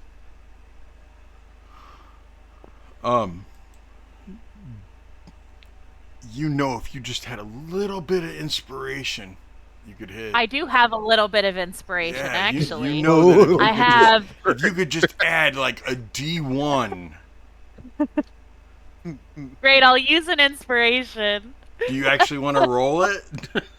Or just if say I you only got need a 1, then no. Wonderful. I use my inspiration to hit. Okay. I rolled a fucking 3. Oh my god. Okay. I'm using my dagger of returning, if that was not obvious. Yep. And that was at number 2, you said? Or number 3, I'm sorry. That was at number 3. Okay. And since I'm hidden, I get to add my sneak attack. Yes.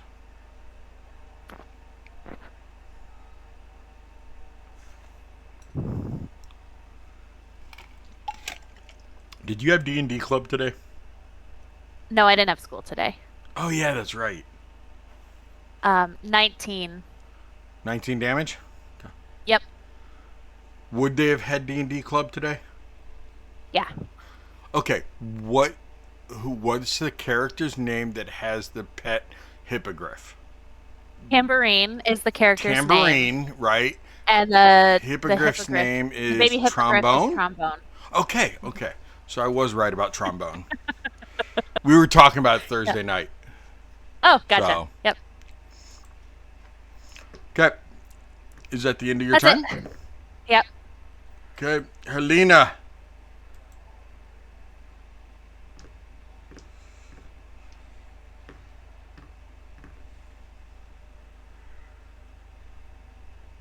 Sorry, y'all. I was mapping things and stuff. Mapping so things I'm and gonna stuff? move right here. Okay. Because that's where I can move to. And if I measured this out right... I'll stay right there. I can hit that thing. Okay.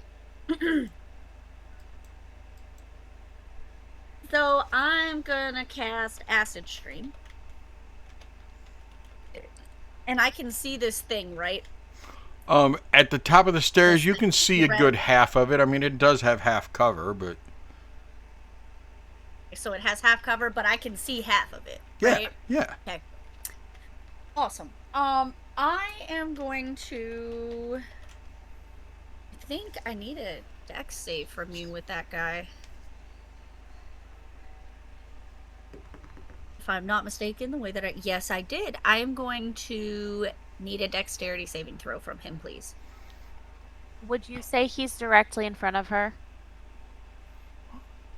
Directly in front of her with half cover?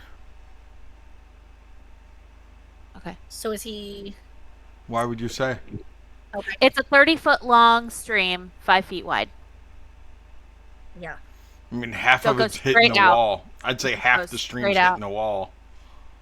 Or it's going over the railing behind them. Because your other option would be to move, like, to here and go straight across, straight in front of them. Where? To here? Or you can stay there. Yeah, you could move directly in front of him, or you could stay here and have half my of little. You see my little blue dot? That's where I would. That's where I'm at. So you know we have a 19 on that dex. No, I'm saying. Yeah. From here, this is 5 feet right here. So like you would have to stand right 17. Here to hit him straight on. If you go here, it's gonna hit half the wall. Like it goes straight out from you. Yeah, but that's okay. If it hits half the wall, just don't touch the wall. Yeah, I was just saying this would be one to like full stream. Yeah, that's the best I got right now. Because like it's the only thing that's really gonna do super damage, and I'm not fireballing us, so let's be honest. That's scorching. It's a terrible idea. It's a terrible idea right now. So yeah, how much was your dex? 17. Okay, let's see. Let's get back to my character page. And is it my roll versus your roll? What's your spell save DC? Oh, spell save DC. Oh, you got it, so you're good. Is it save or suck? Huh? Is it save or Yes. half damage or save or suck? Save or suck. Okay. Nope. Okay, top of the order then. Ota. We're getting tough now, guys. I'm still running. After all this time? I'm running. Nobody caught that? No. I'm I still was running. running. After all this time? I know those aren't the real words of the song, but fuck, somebody play along. Damn. Look, Is that as? That's where you get Oda? Really? 10 feet What? away. You get 10 feet away from him. Really? I think so. Hold on. Why do you say that? Because that sucks, Sound like- dude. like something's up his sleeve. That's what it sounds like. No, that was a Yeah, that that's- sucks. Well, I could get, up in his business, but then I'd be all by myself. You are currently in Helena's stream of acid. Is it still there? It's a concentration. What? Okay. Yes, it is a constant stream of acid until the spell ends or fails. So it failed, right? I thought it No. failed Yeah, it failed. because he made his DC. He made it. Oh, okay. I see. Okay. So is it gone or no? Yeah, it's gone. You can be where you were. Right. You like Right. ran up behind it. You were like chasing the acid stream. Cool. Yeah, Was I'm that gonna. your full action, or do you have a? Was that your full run, or do you have an action you could hold? That was my walk. I'm Your movement? trying to figure out if I want to run up and hit this guy and fight him on the stairs, or do something else. You know what? Let's run up on him. We're gonna hit this fool. I'm gonna use key point so I can bonus action dash to him, so I can still attack.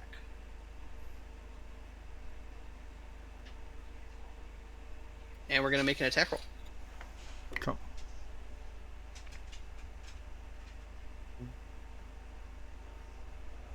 Does a 15 hit? 15 does hit. All right, let's roll for damage.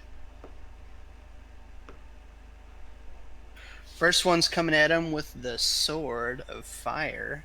It's going to do 4 fire damage and 10 slashing damage. So 14 total. Come.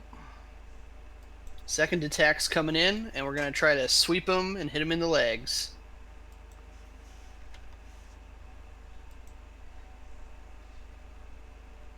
Does a 14 hit? 14 does. All right. Here comes another wave of Because damage. Arden had to use inspiration to get a 13.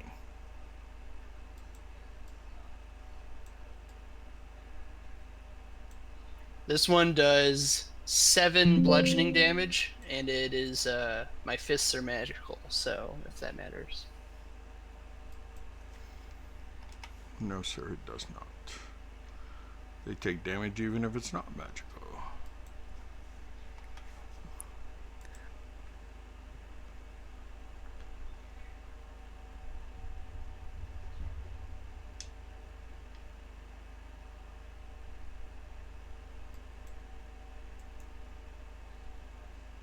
I still can't believe what you guys did to the Reformation Center.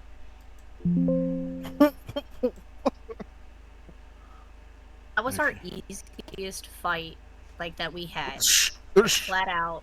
Quick as fuck. Done. Slaughtered. Shut up! You're about to die now. Thanks. We're all about to die. Thank you. That is the taboo thing to ever say to your DM. Why do you think the DM brought it up? Okay, first of all, he was proud for that one. Mute yourself right now, Renee! Renee, mute yourself, please! I can brag about how easy it was for you, but you should not brag about how easy it was. It like jinxes your own dice.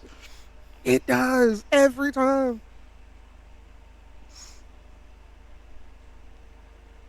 Are you You done, fell Oda? saving throws now? Like, Ota, are you done? Yep, I'm done.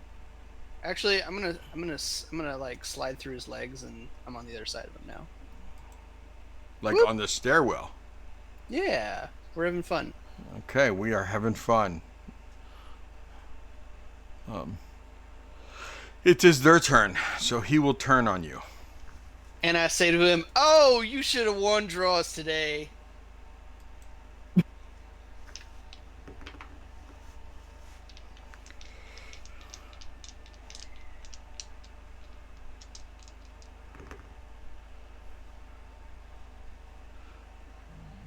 Does an 11 hit you? Does an 18? Does an 18? Who? Who are you talking to? You, Ota. Does an 18? Yes. Okay. So that is 11 damage, Ota.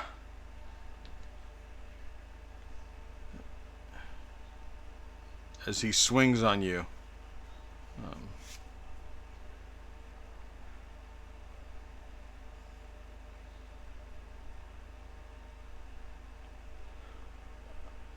Revenant 2. Where'd you go? Come here.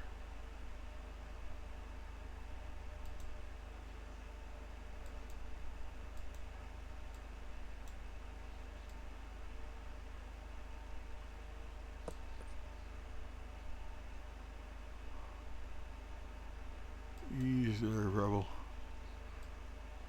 Back up.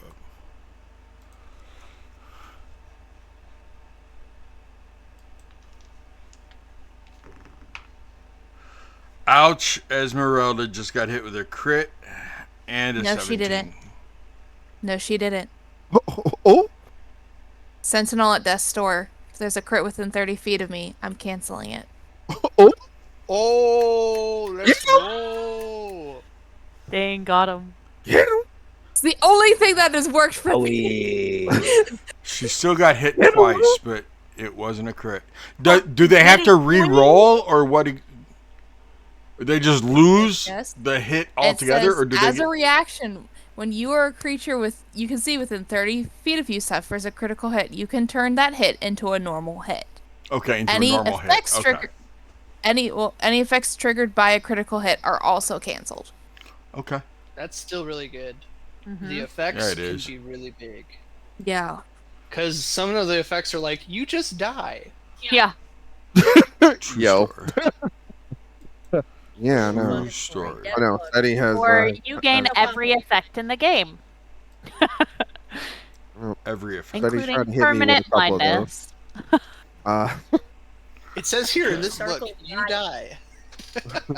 Revenant 1 That was on his basically my turn. last character. It says here on page 1 of the rulebook that you are dead. 20.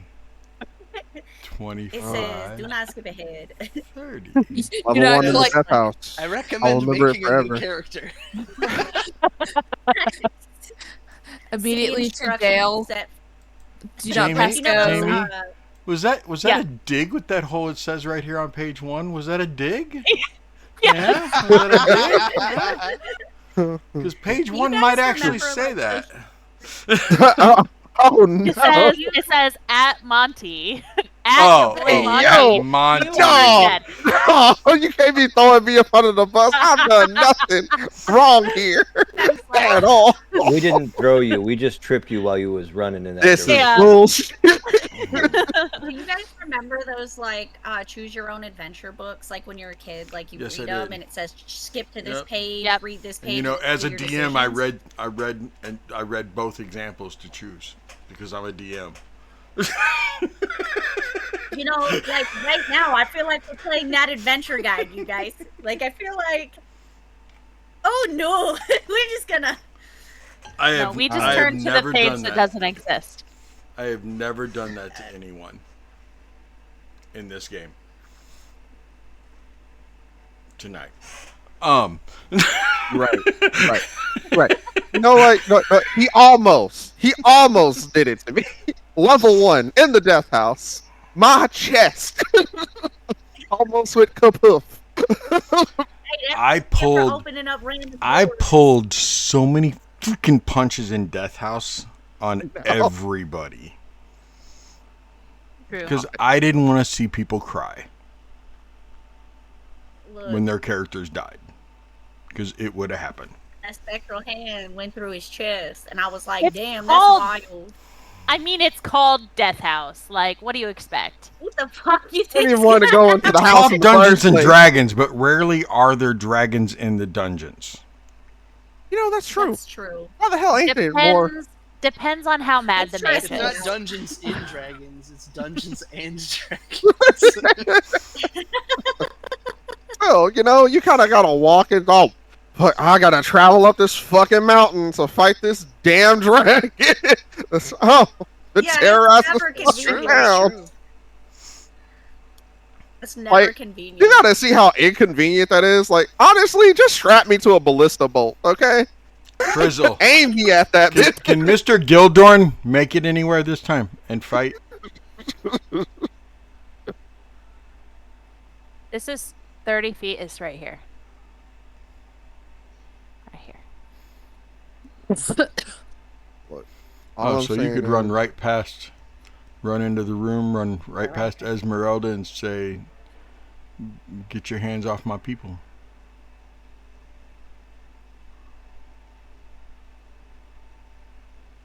Oh, were they not in a square? Well, the squares don't really exist here. Oh, okay. Does that they're not like also... kind of messed up. So I'm trying to divide this space. Hey, no way.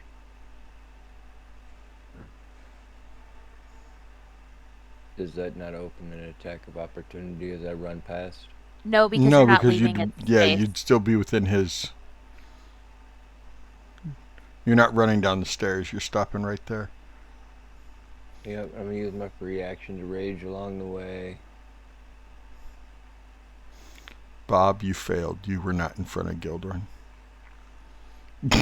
That's because I as I raged, I get a sprint when I go into rage now. Gotcha.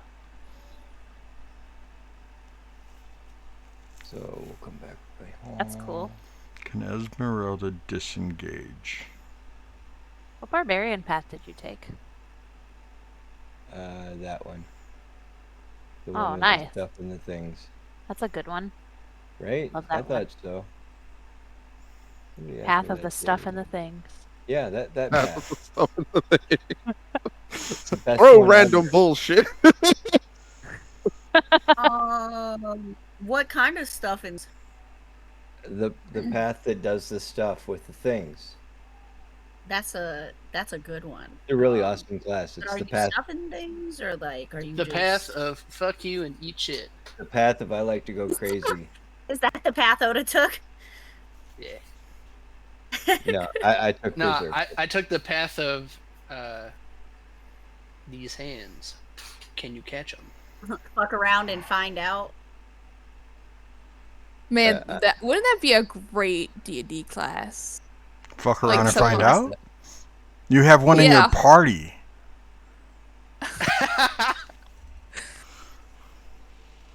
Possibly two. No, we don't. Who? Monty, I think your senses are tingling. Who is he talking about? I'm going to assume a 23 hits. Sometimes. This is one of those times.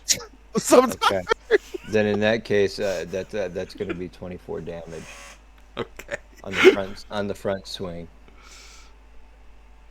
24 points of damage.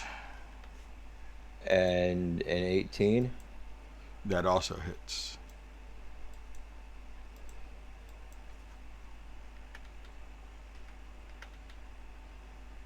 Then that will do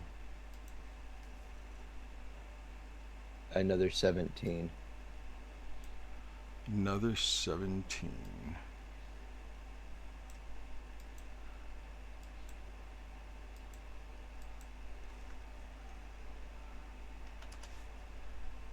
Gotcha.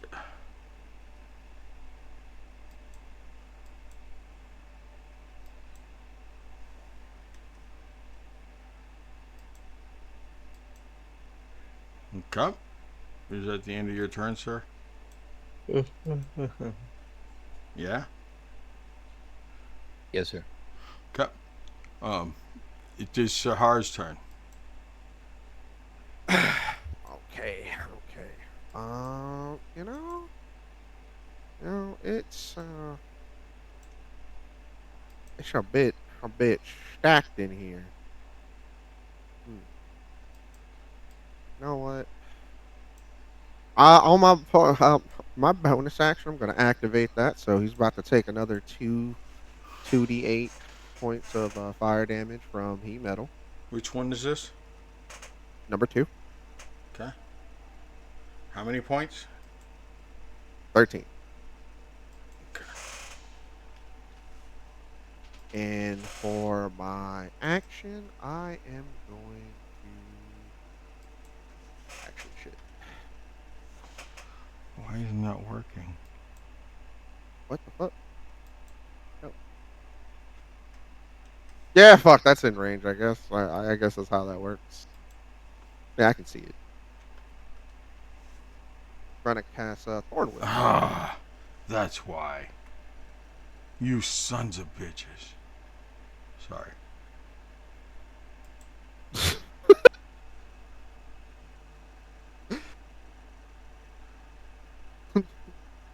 Does 13 hit? 13 is the number to beat. Is the number. All right. Awesome.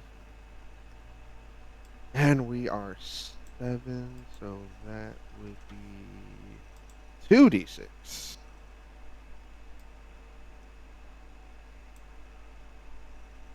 He takes 7 points of piercing damage. And I don't know how you want to do this because he technically would move 10 feet closer than me. So I don't know, like, Number is he just 10? juggling? Or number 3? Yeah, number 2. All right, number 2. Okay.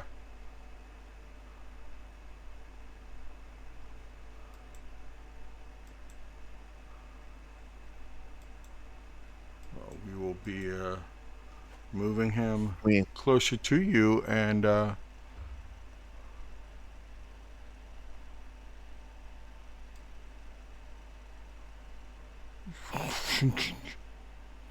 How the fuck does that even work? oh, he moves You 10 can feet push- closer to you. Well, I You can mean, push you're right. through I mean, enemies. yeah. I mean, if the creature is large or smaller, you pull the creature up to 10 feet closer to you. So. Oh, it says up to. Wait, so does that mean I can make it like 5 or 8? Increments of 5. Fair. Are you saying you just want him to be on top of Zaya No. and put her back where she was? I mean, I'm just asking. No. It's fine. It's fine.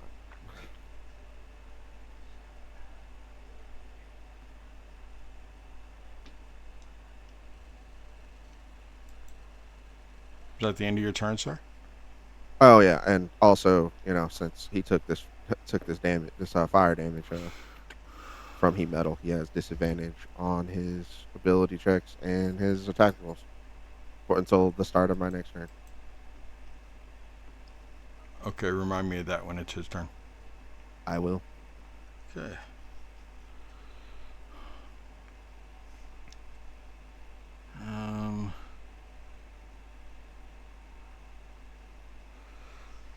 That's a lot of damage for her to take to do that.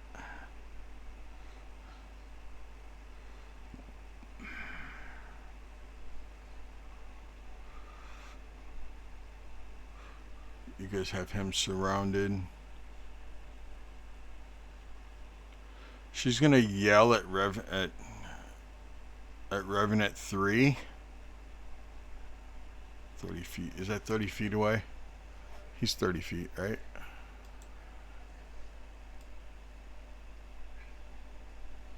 Okay, cool.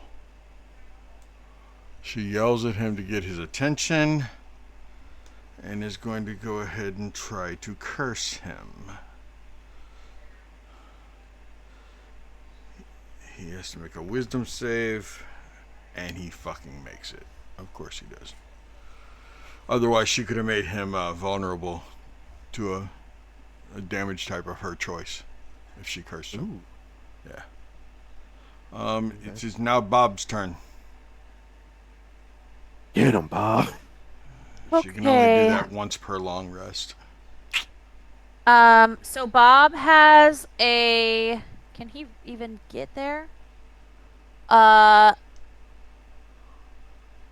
running around behind Did Esmeralda move up? Zaya. Yeah, she can move up. She moved up. Yeah, there. she would have gotten... Well, I'm going to have her move out over here, out of the way. Okay. When she yelled for him. Shove me out of the way. That way, Just Bob and Gildorn can get to Revenant 2. Okay. Yeah, Bob will move right up. He has a magic longsword. Okay. I don't know what it does. He found it in Death House. I found it in Death House. Okay. And I haven't had it identified. So I'm just going to make an attack roll and add his strength and proficiency. Is he proficient with this? I don't know. Longsword? Yeah, we'll go with a suit of armor. We'll go with, animated armor should be proficient with a longsword. He doesn't need to. He can just use his slam attack. Okay. Right? Yeah, I'll do that. Come on and sling. So, first one is 10. Second one is 19. 19 definitely hits.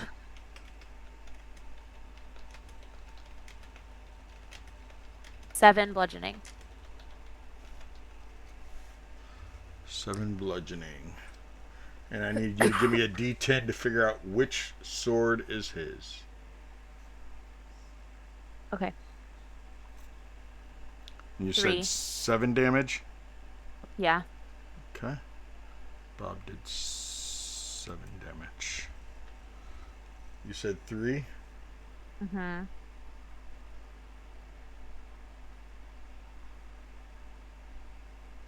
Okay. He has the Durstfang. Durstfang? Flang? Durstfang. Yeah, Durstfang. It is a +1 longsword, and once per long rest, you can cast Compelled Duel as a bonus action. I mean, obviously, he can't, but Bob can't do that, but Yeah. somebody else could. Aww. Poor Bob. Cool. That's unfortunate. Yeah. Poor Bob. Okay. Cut. So it actually does 8 damage. Well, no. He just used his... Because it's +1. That would have been his... Right. Yeah. Okay. Okay. Cool. That's it. Okay, after Bob is Savid is going to try to pluck 2 arrows into the back of Revenant 3. The 16 definitely hits.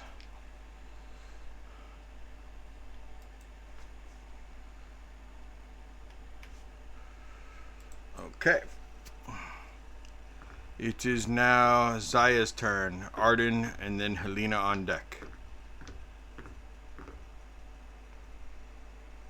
It is Zaya, Arden, Helena on deck. Okay.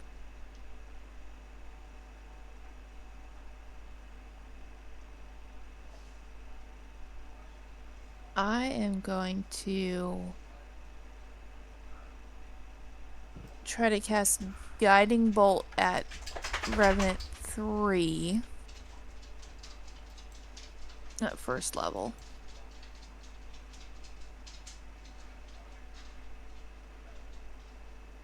Start. Okay. That's a dirty 20. Dirty. Sorry, I'm reading out of context. Yes. Yes, dirty 20 hits.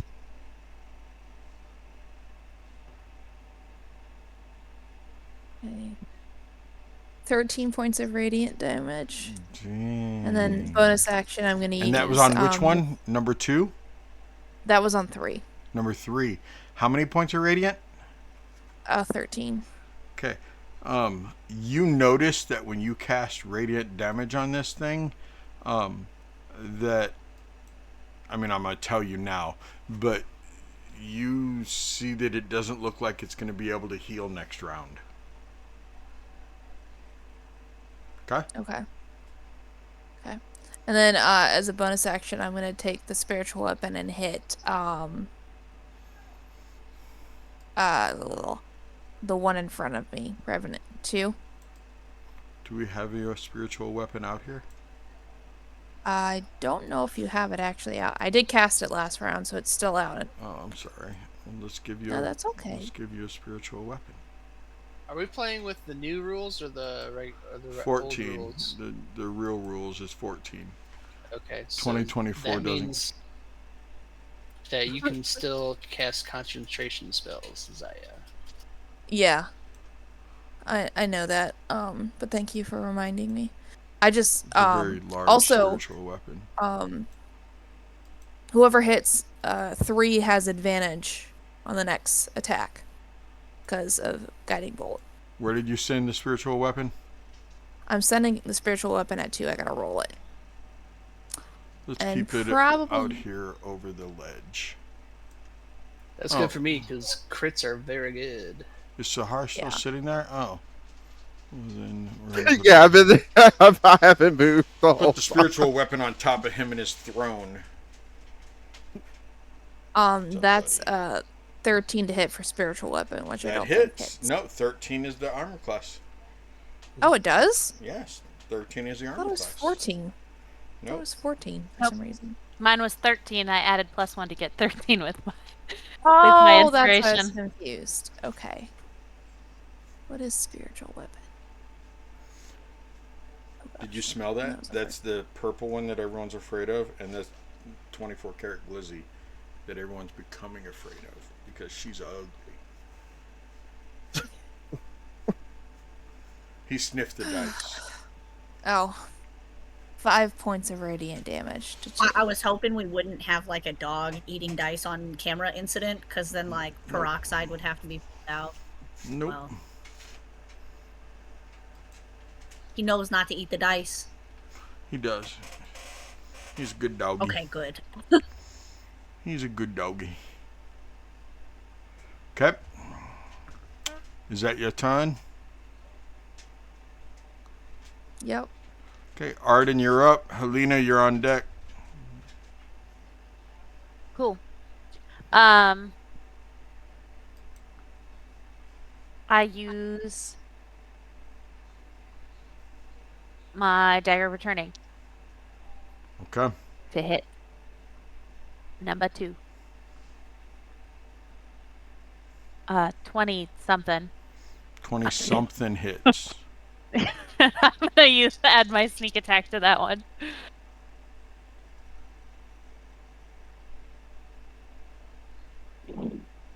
Um,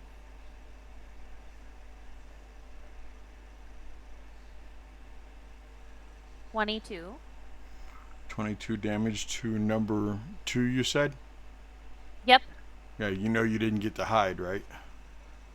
You don't Yeah, have but to, I have though, advantage. because everybody's around him. Yeah. Yeah. 22 damage. And then I am using my bonus action to hit again. Come. Nice. That's a 26. That hits. Have they even damaged any of you? No. 8 Nope. piercing. Me. Well, I guess. Okay, we gotta turn the heat up. I guess 8. Esmeralda, right? Like, Right? I think Esmeralda's the one that got You hit. heard me, Seti? No, 8, right? I heard Yep. the 8. Okay. Helena, you're up. Fantastic. I am gonna go ahead and I'm gonna move because, well, why the fuck not? I did my measurement. I think I did it right. Like, I gotta just kind of get like right here. So yeah, I only moved 10 feet. I'll move here. I'm gonna cast Scorching Ray. And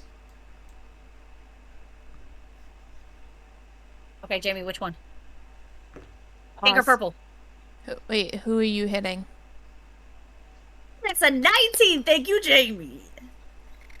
I'm hitting the one that's right here in front of Oda. You get advantage. Roll Number again. 3. Yeah. He's already fainted. I can't see the other ones. No, I'm advantage. Just roll again. Roll twice.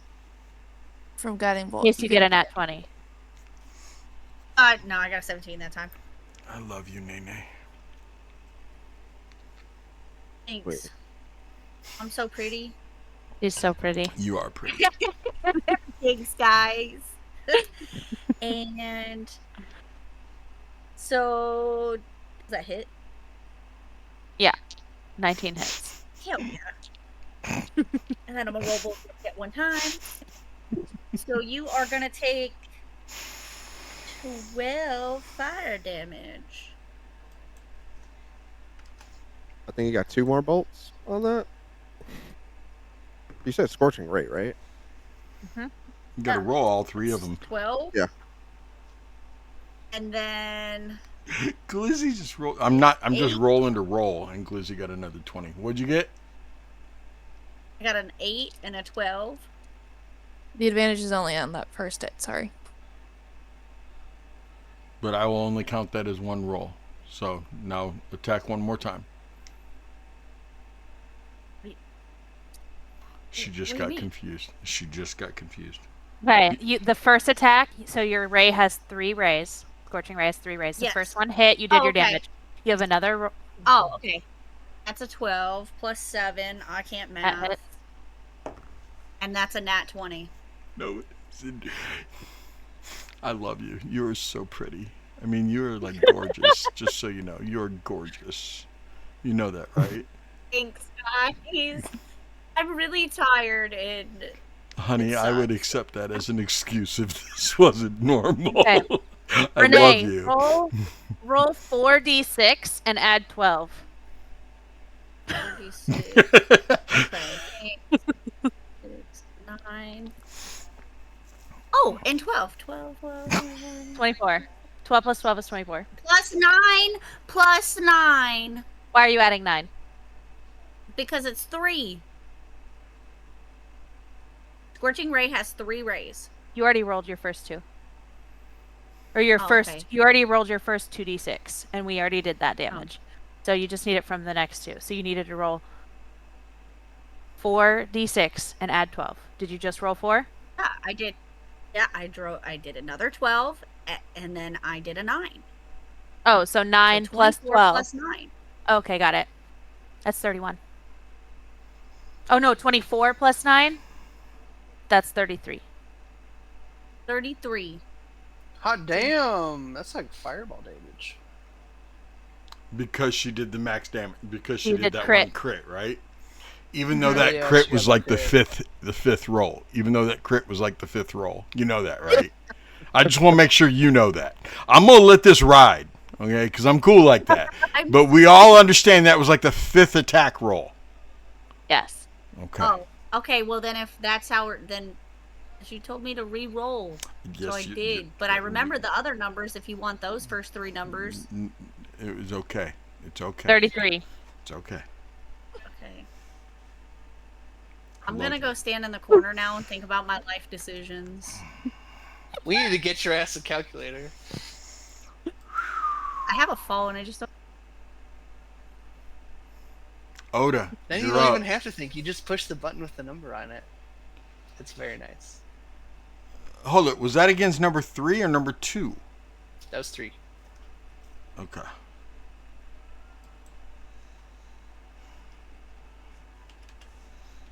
Okay, in front gotcha. of Ota.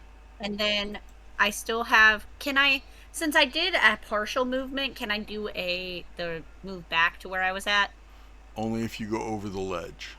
Like jump over the railing. I can do it. Please don't. No, it. go back where you go back. Acrobatics. I Go, can do it. Let's go go. back where you were. Go back where you were. Go back where you were. Fuck it. For the love of all things, D&D, please. Be the one time I take fall damage of some bullshit. You are now knocked prone in front of one. Oda you up. All right, we're gonna lay the smackdown on this fool. Here we go. First attack. Probably after all the damage it just took. That's a 20. That definitely hits. All right. There we go. We got 12 slashing and 4 fire, so 16 total. And we're gonna hit him again. This time,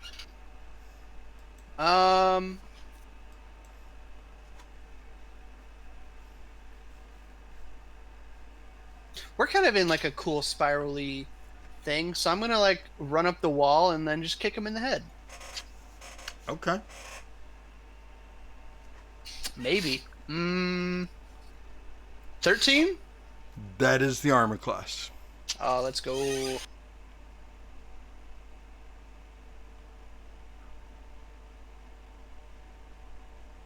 Okay, that is 11 bludgeoning damage.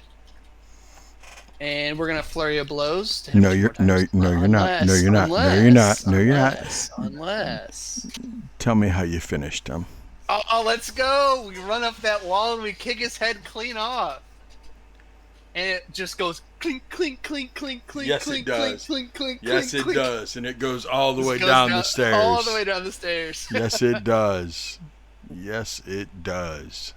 Woo! And you are actually now standing on this side of the body.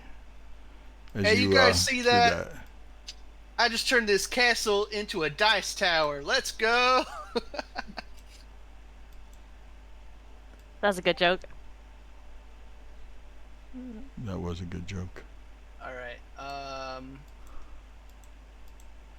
let's see, maybe I can get up on that other guy. Ooh, kinky. Yeah, I'd say so. Only Where if is he? you He's only if hidden you in jump there. on. He's hidden over there, but you got to jump on the railing, run across the railing, jump through the sacred weapon, the spiritual weapon. Avoid Now, those hitting are the- Arden. Avoid hitting Sahar. I can jump Yeah. on his head like a monkey. You like could. Diddy Kong. I'm just telling you. Let's I do want that. an acrobatic roll to Let's do see that. how cool this really does look. Okay, yeah. Just don't got crit you. fail. All I'm Don't saying crit is fail. I want a reaction to trip him. Wow. What was it? Was it acrobatics or what? Yes, sir. Look, Yes, sir. I'm just saying, you gonna jump on my head. I'm You proficient gotta at that fucking pay shit. the consequence. We got a 18. Nice. adding plus Nice. Nice. You run the railing, you jump, and you notice that your so-called buddy Sahar tries to grab your foot to throw you down. Kick him in the What the face. hell? Or- First him of in the all, face. first of all, no, no, no, no, no, no, no, no, no, no, no. You are wording that incorrectly, Seti. First off, I said if he jumps on my head, I want a reaction to trip him. Did anyone hear him say if he jumps on my head? I didn't. I wasn't listening. I think, but I'm not sure. Okay, I'll let it go then. Well, it doesn't matter because I'm doing a front flip over him. Okay. And I land on top of this guy. On top of Revenant 2? Yep, and we're going to do 2 unarmed strikes on him. Okay. As you straddle him, teabagging his face. If you put it that way. Okay. How else are you doing this? You said you did a forward flip. On the other side of his head. Damn, I mean, not if you did not if you did a forward flip. I mean, I just land with my leg like it's like a kid on the back of your shoulders. Okay. Do you want to spin around and like teabag the back of his neck? Is that what you want to do? I don't want to put my crotch anywhere near this undead dude's face. He might bite my junk off. He might. That's why I said the back of his neck. Yeah, over there. Okay. All right. Well, I rolled a. Revenant gonna do that Chucky shit. I rolled an turn his head 11. around. But 11 I does want not to roll. hit. I want to roll that inspiration. Okay, roll that inspiration. I don't know. It's a D8, right? Yes, it's a D8. Okay. Add a D8. I rolled a 1. No. Damn, that sucks. All right. Do you have another inspiration to burn? No. But I do have one more bonus attack. Okay. Oh, that's much better. That's a 28. That hits. Alright. He has to make a dexterity saving throw as I twist my body and kind of like dismount while kicking his head. I rolled a 13. What's he need? He needs a 14, so he actually falls prone. Well, that sucks because now you guys all get to kick the shit out of him. Hell yeah. This was a jumping.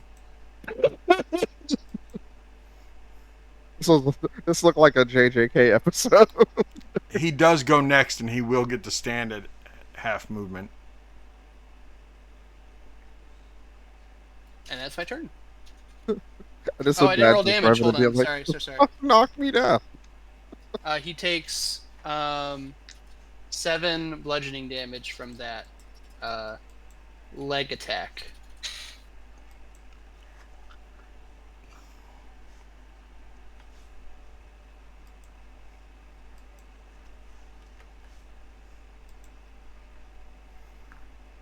Okay, 7 damage. Gotcha.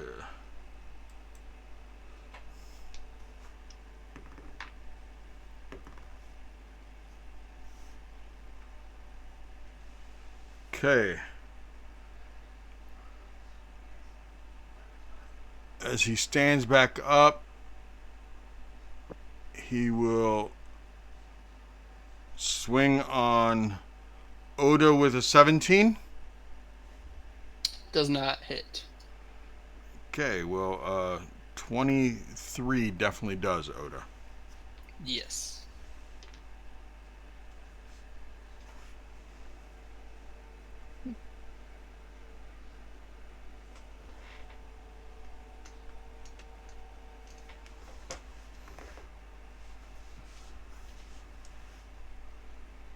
It's 11 damage. Bludgeoning.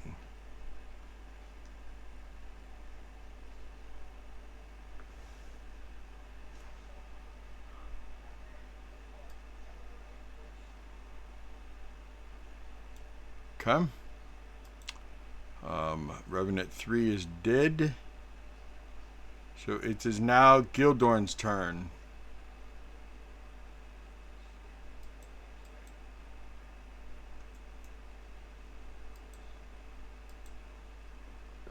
Why does this look like a Mongolian clusterfuck? Because that's exactly what it is. As it is. Esmeralda will look at you and say the other one ran down the stairs and is running forward to get as far away from Zaya as possible.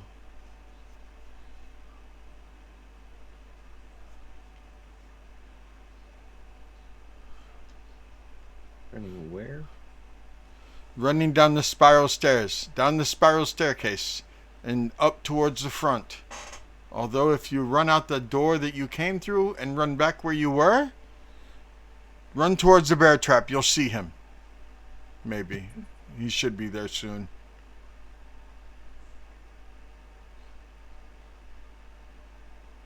Back out this way? Yep.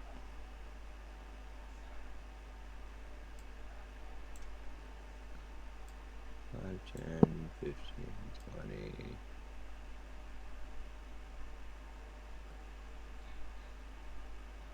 Let's go, Bob.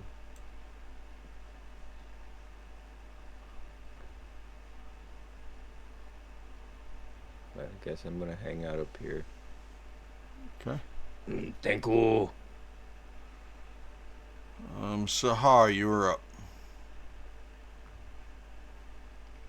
Ooh.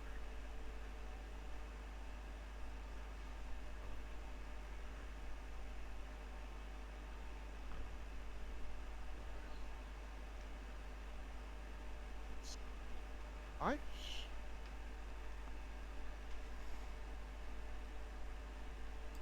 Okay, the targeting each creature within 5 feet of the point where the ice exploded. No, that's not. We are all too lucky. Oh, I'm just gonna hit him with Thorn Whip again. Does a 22 hit? 22 to hit who? The only guy there. Yes. Yeah. I forgot he was still there. Sorry. Yes. Yeah, it's just a huge clusterfuck, and I'm like, well, damn. Well, I mean, he is right behind the throne that you've been sitting your fucking princess ass on this whole time. I have not been sitting. Didn't he say he's been sitting in the throne the whole time? He said he has not moved. I said I haven't moved. Right, Okay. moving is getting up out of the throne. So yes. Wow. Oh, wow. Okay.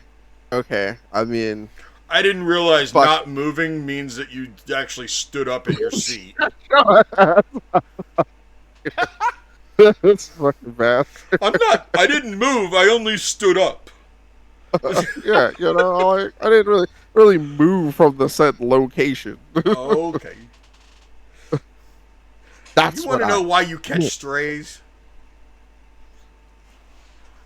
You catch strays because you start frays. That's why you catch strays. I don't even start anything. Don't start none, won't be none. You started some, there is some. Win, please. You started this fight. Wow, is that really what we're going with? Because I started a fight. Wow. Okay. Right, buddy, that's a fray. Whatever. Even way before this particular incident. Hey, Monty, just take your turn.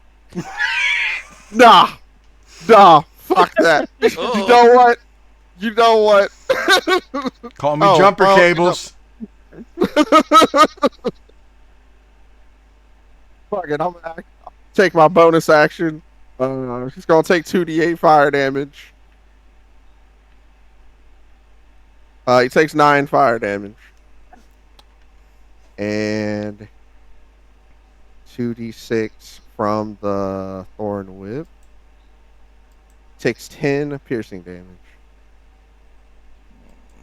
10 piercing damage and how much fire damage? And 9 fire. Okay.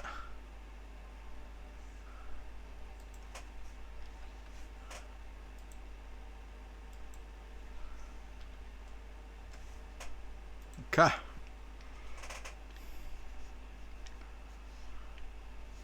and I'll end my turn. Okay. Esmeralda will also be dashing in a one-horse open sleigh. 50 feet. That's 40 foot right there. 50. She jumps onto that banister and yells, Gildorn, he's directly below you.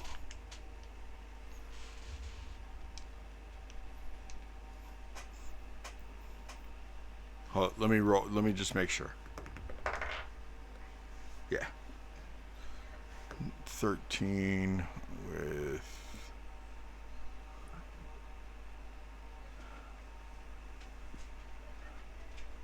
acrobatics is 7. That's a dirty 20.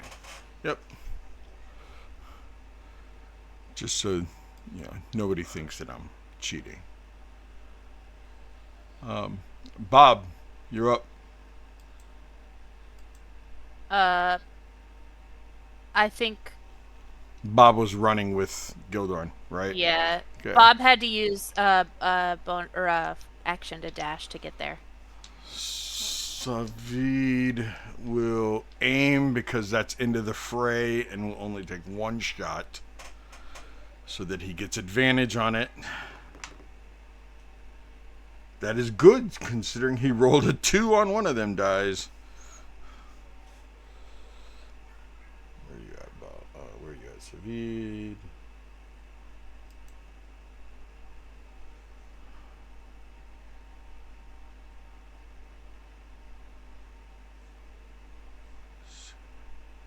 That is a 16 to hit.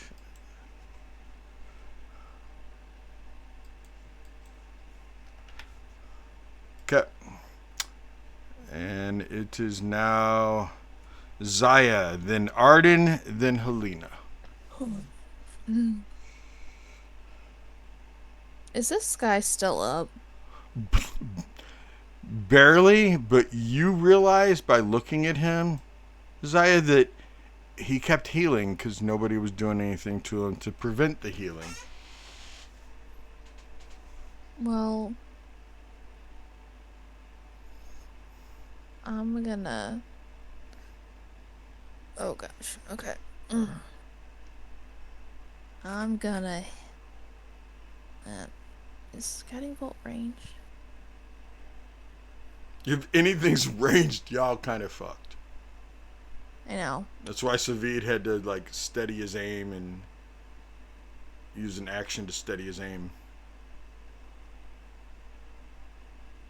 Alright, we're gonna do Spiritual Weapon, Sacred Flame combo, so I'll start with Spiritual Weapon. Starting with the spiritual weapon, you said? Or starting with Sacred Flame? Spiritual Weapon first. That's 18 plus 6. So I'm assuming that hits. That definitely hits. Okay.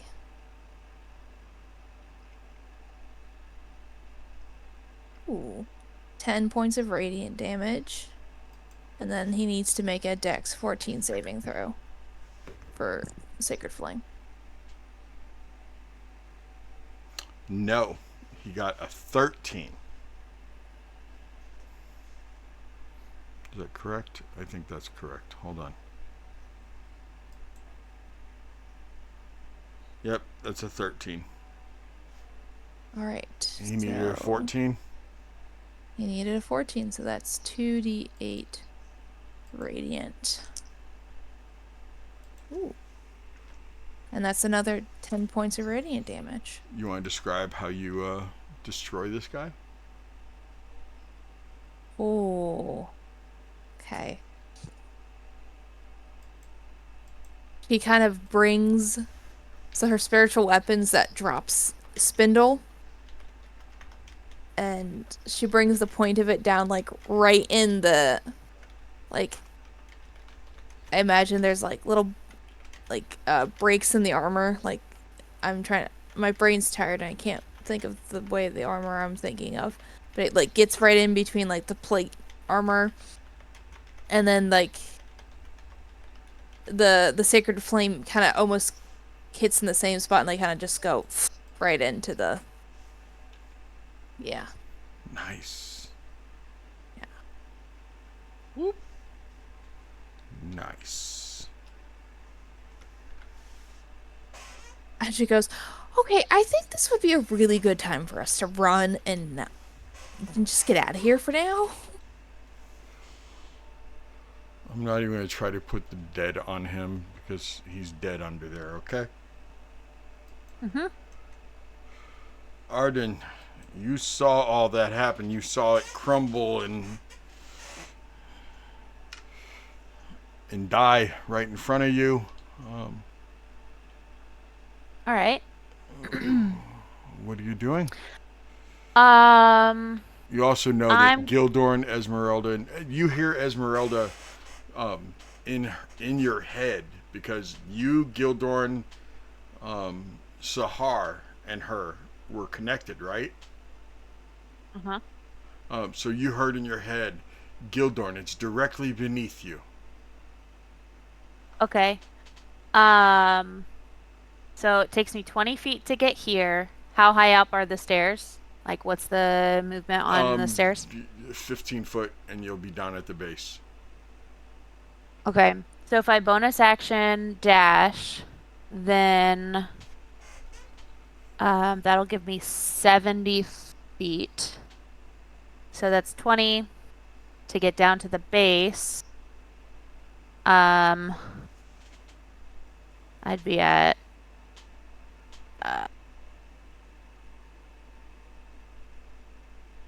okay, that's 35. So then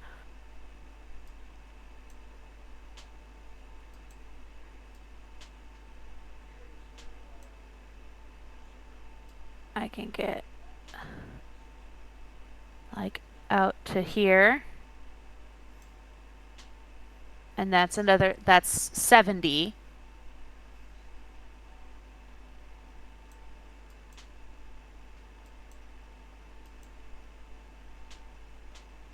To show you where he is.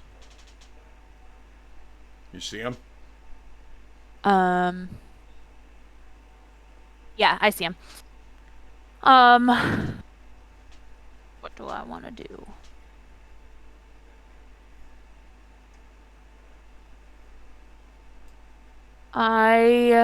Not that Arden could see him, but yeah.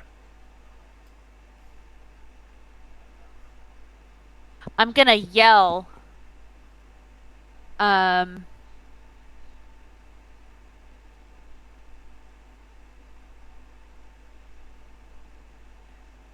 gonna yell and say,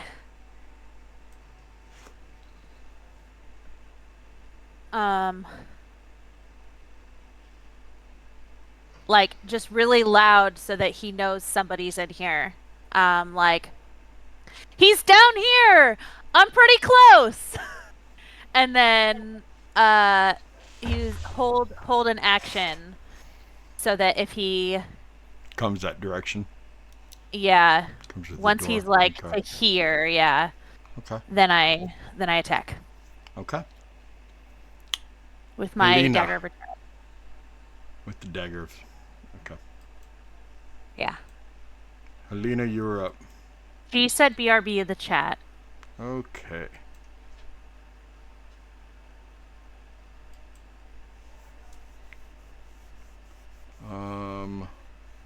She won't be able to do anything even if she gets over there. So we will go top of the order, Oda.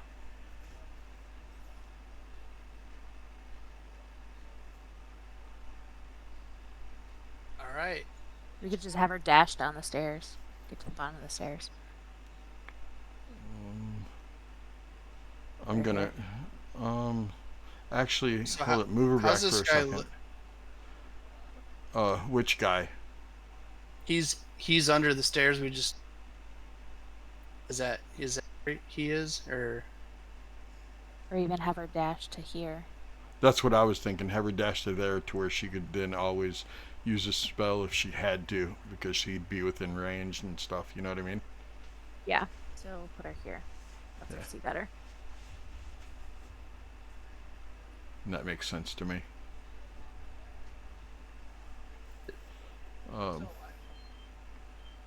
No, it's number 1. He's on the bottom floor.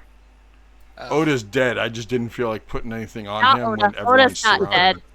No, not Ota. Oda's not dead. Rude. No. Rude. No, not Ota. Number 2 is dead. I just didn't feel like putting anything on him at that time because...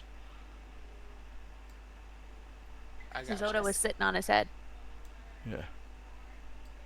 Let's see.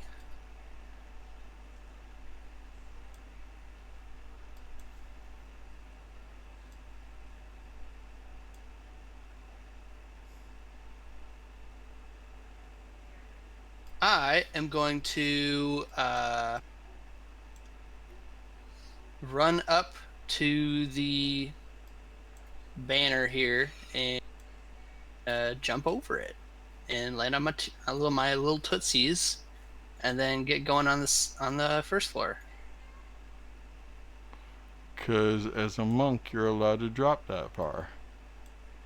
That's right.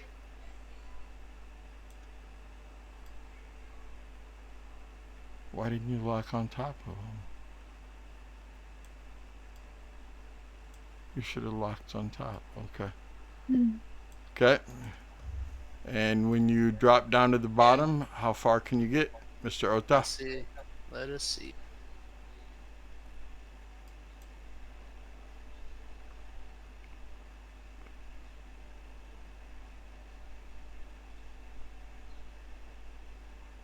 Looks like just about this doorway.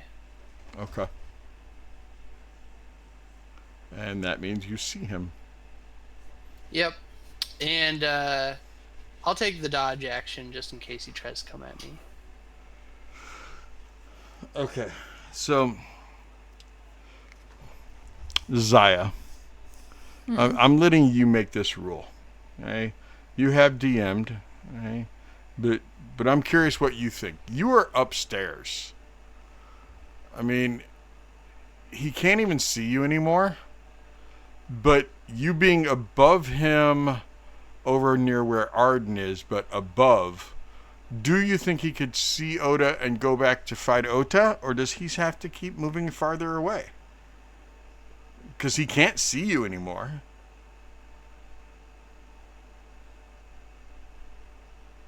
Revenants do have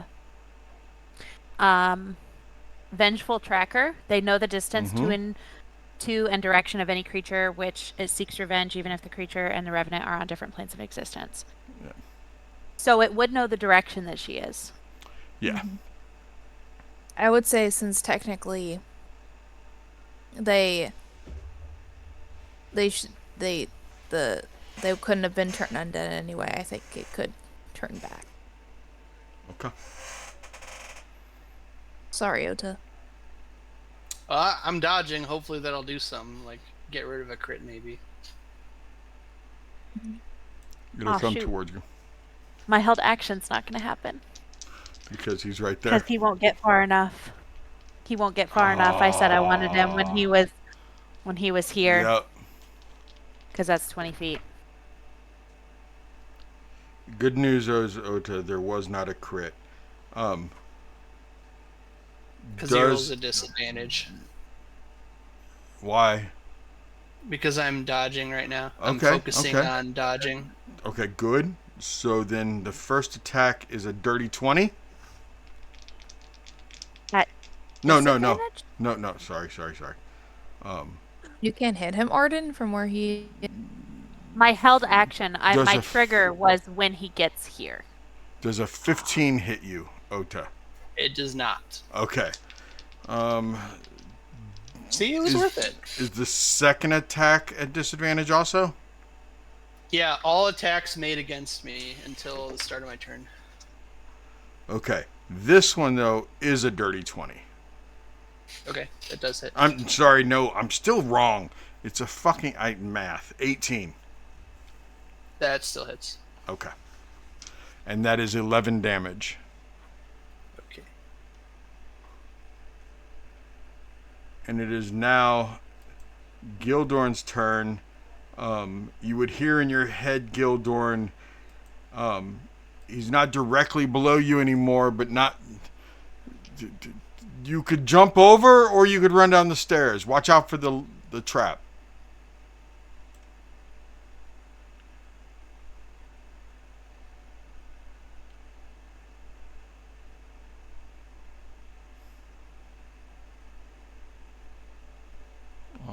Gildorn didn't want to do any parkour shit. No, Gildorn not have super athletics. No. Actually, Gildorn take that back. Gildorn gonna jump over the fucking edge. Yeah. Okay. Gildorn gonna jump over and knock down Big Axe into a head. He won't be close enough for you to do that because he ran further down. But if you look like you're getting ready to jump over the, I can get him. You mean you're gonna jump down and run over there and put the axe in his head? Where he at? Clearly. Look at the bottom floor. When you jump over the ledge, you'll be like 10 feet away from him. You'll be able to reach him.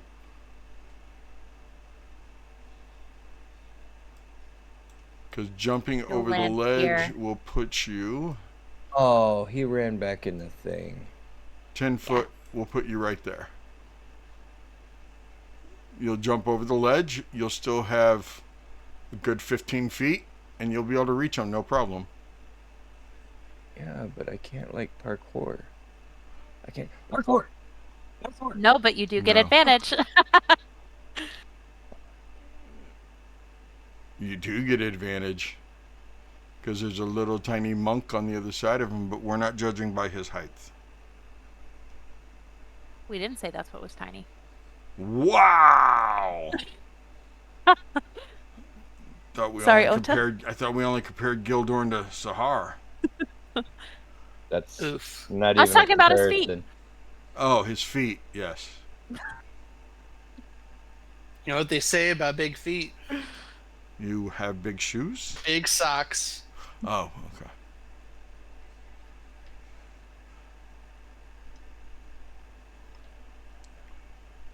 Okay, let's see. We'll do the thingy where we swing the thingy. Look, I don't think you should be yeah, swinging your 24 thingy. gonna hit. I swing my thingy as much as I want. Okay, swing your thingy. It's gonna be 22 damage. 22 damage? Guess that means you rolled over 13 to hit. 23. Yeah. Okay. Or 24. Sorry, I rolled. No. You said 22 damage? Yeah. Okay. 22, and then another 15. Another 15. Okay. Is that your turn, sir? Just so you know, you and Oda together have like knocked this dude in half. Nice. And it I didn't even now, hit him yet. Then who hit him earlier? Not me. He hit me. Oh, that was when he got turned earlier. Maybe. Did he get hit by Did I hit him earlier? Sahar or heat metal? Oh no, he walked through. Oh, the spike walking through the growth. thorns. Yeah. Okay. Yeah, Sahar, you were up. All right. So I am going to. Honestly, I'm just gonna jump over the ledge. What? You're getting out of your throne. I know, He right? stands up. He stands up. That's half your movement. It's his turn.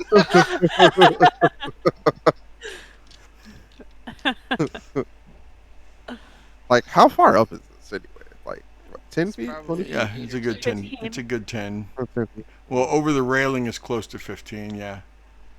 He said it was 15 down the stairs, so. Okay. So about 15 feet. Better. All right. So I'm gonna do a thing. I'm going to, in the middle of me jumping over the railing, I'm going to use my bonus action to shift into my ruin bear form. Ooh. Fancy. And then, and then I would like to. Are you gonna have me like roll athletics or something like that? Are you Or changing as you turn into a bear? I mean, are you jumping and then turning into a bear as you're falling? yeah, yes. No. There's no point in having you roll it as a bear. And so that's 15.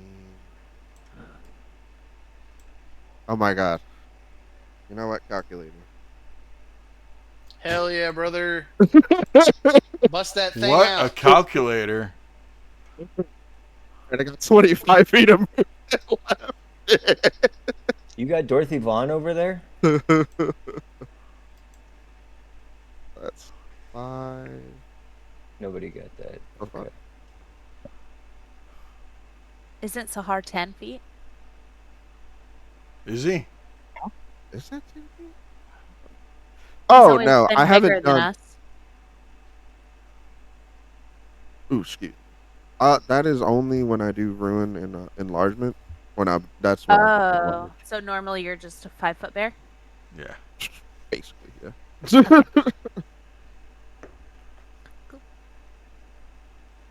Which is Why is why Gildorn's actually bigger than him.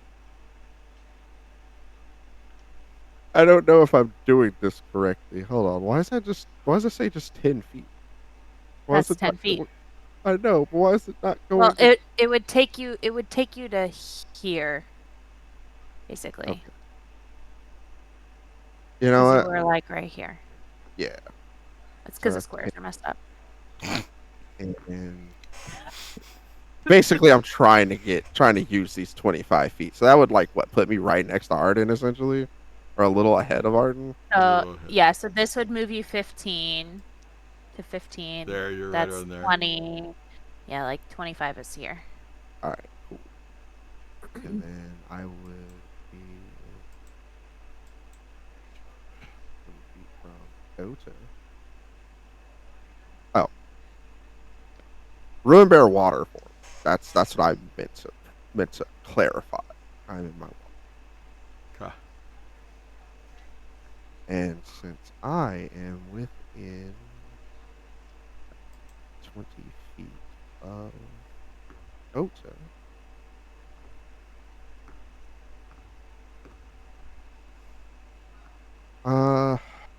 yes, I'm going to use a healing tendril. As an action, you can heal a target within 30 feet of you for 1d4 plus wisdom modifier. Oh wait, we're level 7, aren't we? Yeah. My bad. Well, they 1d8 are. You're plus. not. I am. I am. Don't do this to me. Don't de-level me mid-combat. It's more fun that way. And 3. Alright, you get 6 health, Ocean. Sweet.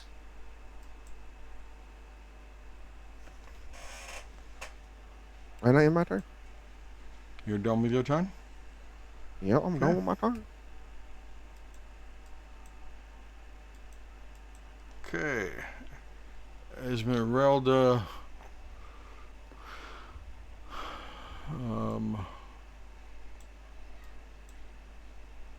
We'll go ahead and jump down also. There. Step out here.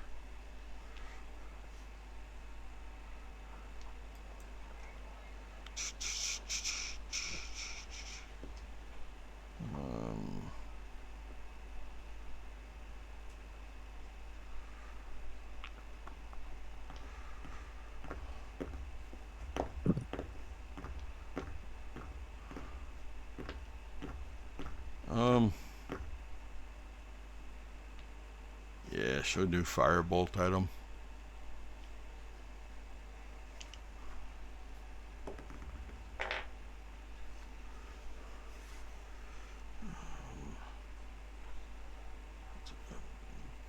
6. Okay, that hits.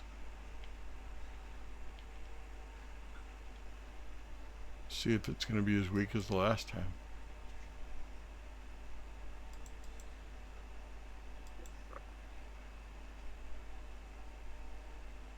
No, not as weak. Whopping 7 damage. Okay. Bob can't go parkour. Bob has to walk down the stairs. Okay. Yeah, Bob will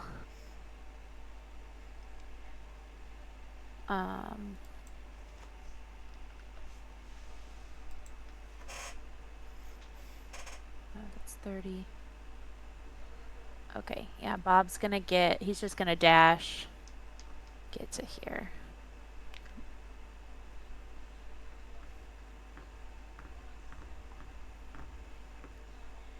Esmeralda like pats him on the chest.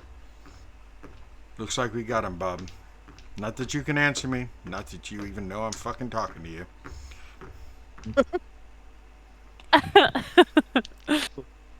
He seems proud. However, a suit of armor could seem proud. He just stands up a little bit taller. Yeah, exactly. Like he takes his long sword and just bonks it on the ground. Armor.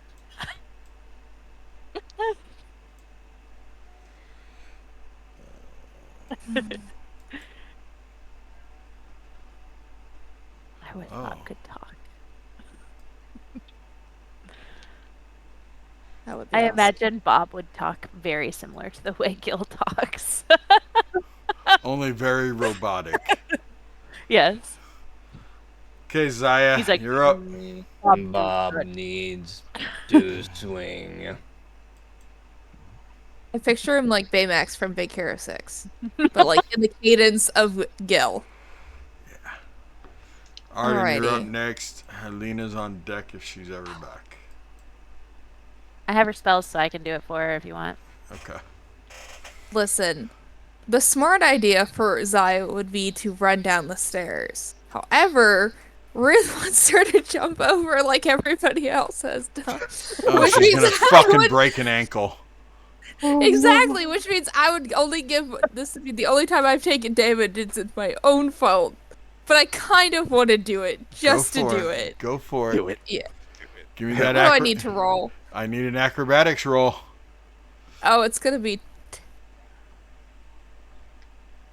You know what? Can't be. Oh, I don't know. It's gonna be something. It's gonna be something. It's an 11. You know what? It is not beautiful,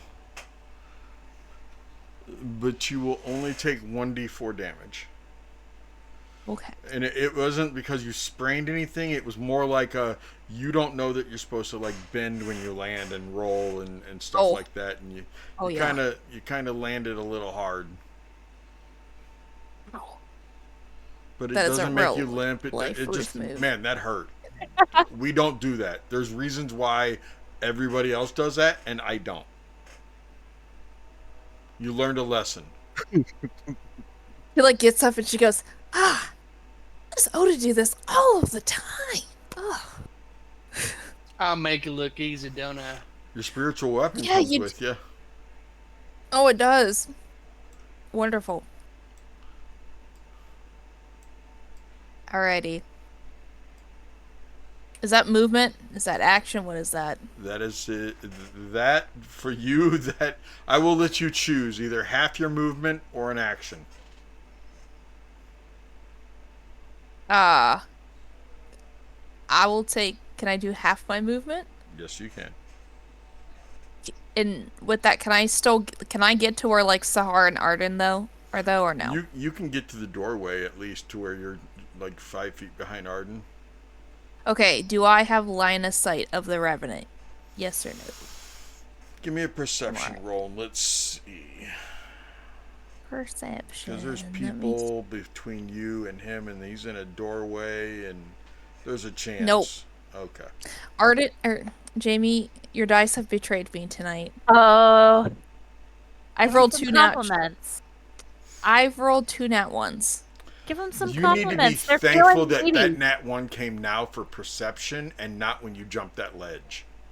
Oh, That's true. This is true. Okay. So the Just tell them. the dice did not hurt you. Just tell them that everybody makes mistakes and they have another chance next time. It's okay, babies. I still love you because you're pretty and you were made by Jamie. You're not pretty. Okay, Arden, you're up. I was talking to Glizzy. Oh, it's a Glizzy. so okay. Glizzy likes that dirty talk. Like, She likes being told she's nasty. Wait, can I at least, do I have anything left, or is that was my whole thing? You have an action. Oh, okay. Arden Sahar, or can I see Ota? You can see the back of Oda. Yeah, you can see. Oh, wonderful. What is range on Healing Word? Because he's been in it. Is it 120 or 60? It is 60. I'm gonna cast Healing Word at Ota at 2nd level. Man, I'm feeling the love from you guys. I love this. Yes, you were. And then once I roll this, that'll be my turn. Ooh, okay. That's 8 points of healing to you. Wonderful. I feel even better. Sorry, go ahead now, Arden. Sorry. Okay. I'm going here and I'm gonna throw my dagger returning at the guy. Not Ota. Not Ota. the guy does not. That's a 21. The guy, not Ota. And I use my sneak attack. Get it, baby girl. Let's go. That's a lot of 6s. Okay. That's 2 6s and a 5. Okay. But I mean, out of 5 dice, having 2 6s, like... Look, if you don't get at least 14, those she sixes said a lot, don't mean and anything. then she said, "Oh, it's 2." 25. Yeah, I heard that too. That's a lot of 6s. There's 2 of them. 1, 2. That is a lot of 6s out of 5 It's dice. good. It's That's good. 2 It is hits. good. It's good. I'm proud of you, A lot Jamie. would be. I love it. No, Don't I listen love to it. them. Okay. Don't listen. We're to good. us. We're good. I like it. Are you done, Arden? I did, 25? what did I say? 20? Yeah. And then I use my bonus action to throw again. 18 to hit. That's hits. 7 damage.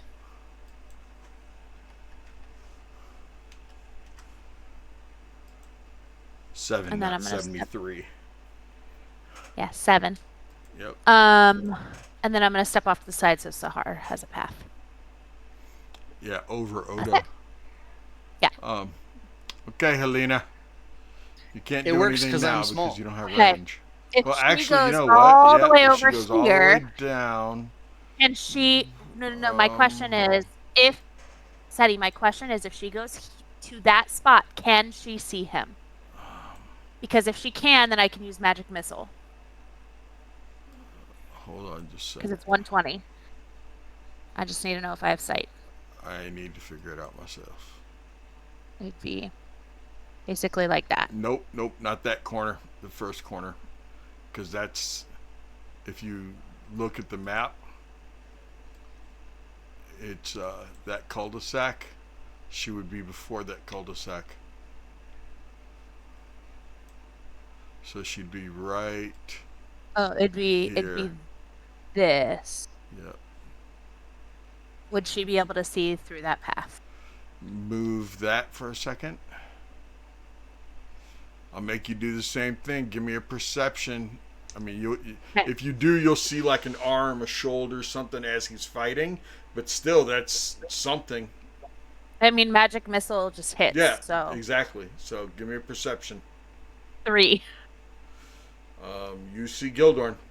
Okay. You killed him. Okay. But does she know it's not the other guy? Why y'all all Okay. trying to get each Well, other head? Helena's kind of dumb, so she's gonna also jump Oh my god. Hell yeah. That's a nat 20 acrobatics. So, so Then you like, know what? Then you know what? How much movement did she have left when she ran down to the end of the hallway? That's like 5, 10, 15, 20. I think she has 30, so she's 10 feet. Give me an attack roll. Okay. Is this a spell? Is this just It's gonna be a range. I rolled a 7.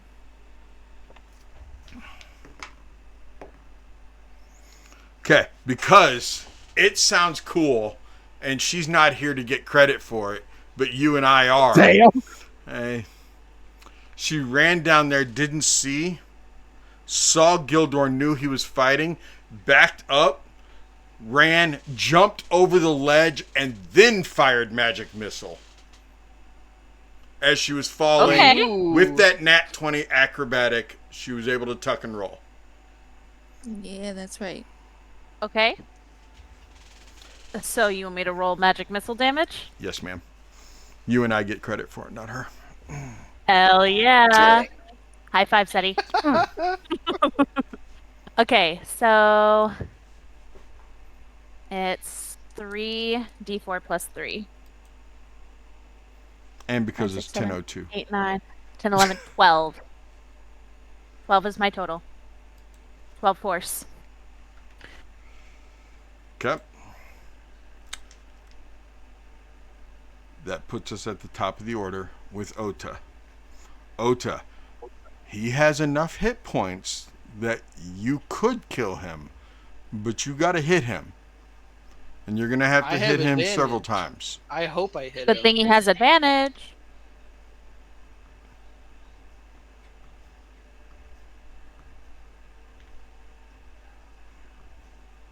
First attack is a 16. That hits.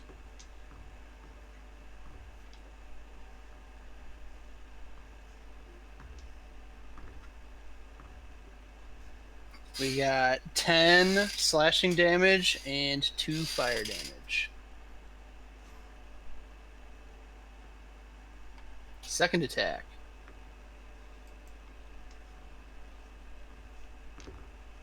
Is a 25. That hits.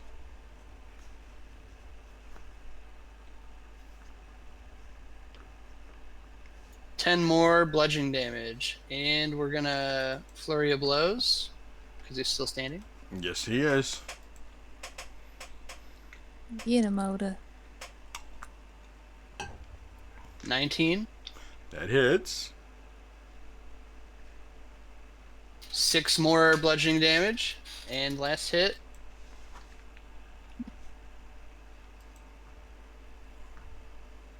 Dang, no nat 20s. But we still got a 26. Okay, that hits. For 11 more damage. Describe it. And oh, let's go. Can he make a dex save? Two dex saves real quick. I want to see if he fails any of them. He's got to beat a 14. First one, he rolled a 14. Second one, he rolled a 17. Okay, that's all right. All right. So I slash across the middle. I punch him in the gut. Here's what I found. Siri interrupts me, and then and then I headbutt him. I jump up and hit him in the head with my head, and then I kind of like grab his arms. What? Yeah. I hit him with my head, and then I grab his arms, and I just like rip him off. Heck yeah. And he I put my feet on his chest, and I just like whoosh. And I need Gildorn to give me a dex save, Gildorn.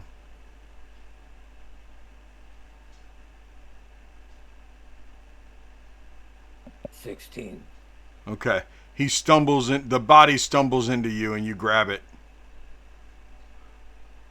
I just want to make sure he didn't like hit it so hard because you guys were across from each other or anything. And the body drops to the ground. Dead. Oh, yeah. And that is where we will end tonight's episode. Go team. Good job, guys. Good job. We did it. And I'm going to cut off all of their feet. Not until next session, you're not. But just so you know, Esmeralda looks at you as you're doing it, and you're like, you know they can't come back and reuse these bodies. It doesn't matter. It doesn't matter. Okay. Now nothing can reuse this body. Or if they try, they're not going to be able to go anywhere. I mean, might as well get the arms too, you know. That's a great idea. I'm going to cut off their arms too. Ota already took care of this one, just so you know. Yeah, this one's already done.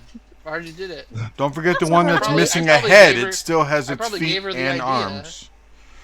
She's like, oh, arms? Yeah, that's actually great. That's a good idea. Now they can't crawl either. Yes.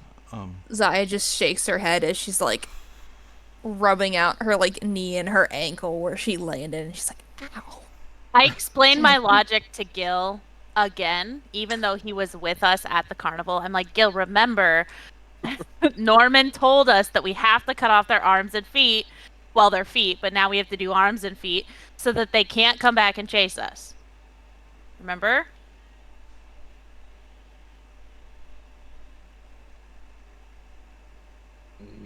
Maybe. And okay, that's where so we're when done. we were... No, we're done. It is 10:07. We're done. Was his last name Bates? Yes, it was Norman Bates. Norman with a G, and Bates with a D. Bates with a Z. Oh. Bates with a Z. With a D. And he owned a motel. He's got that D. And the unhinged came back. Mistfits, tell him good night. Good night. Good night.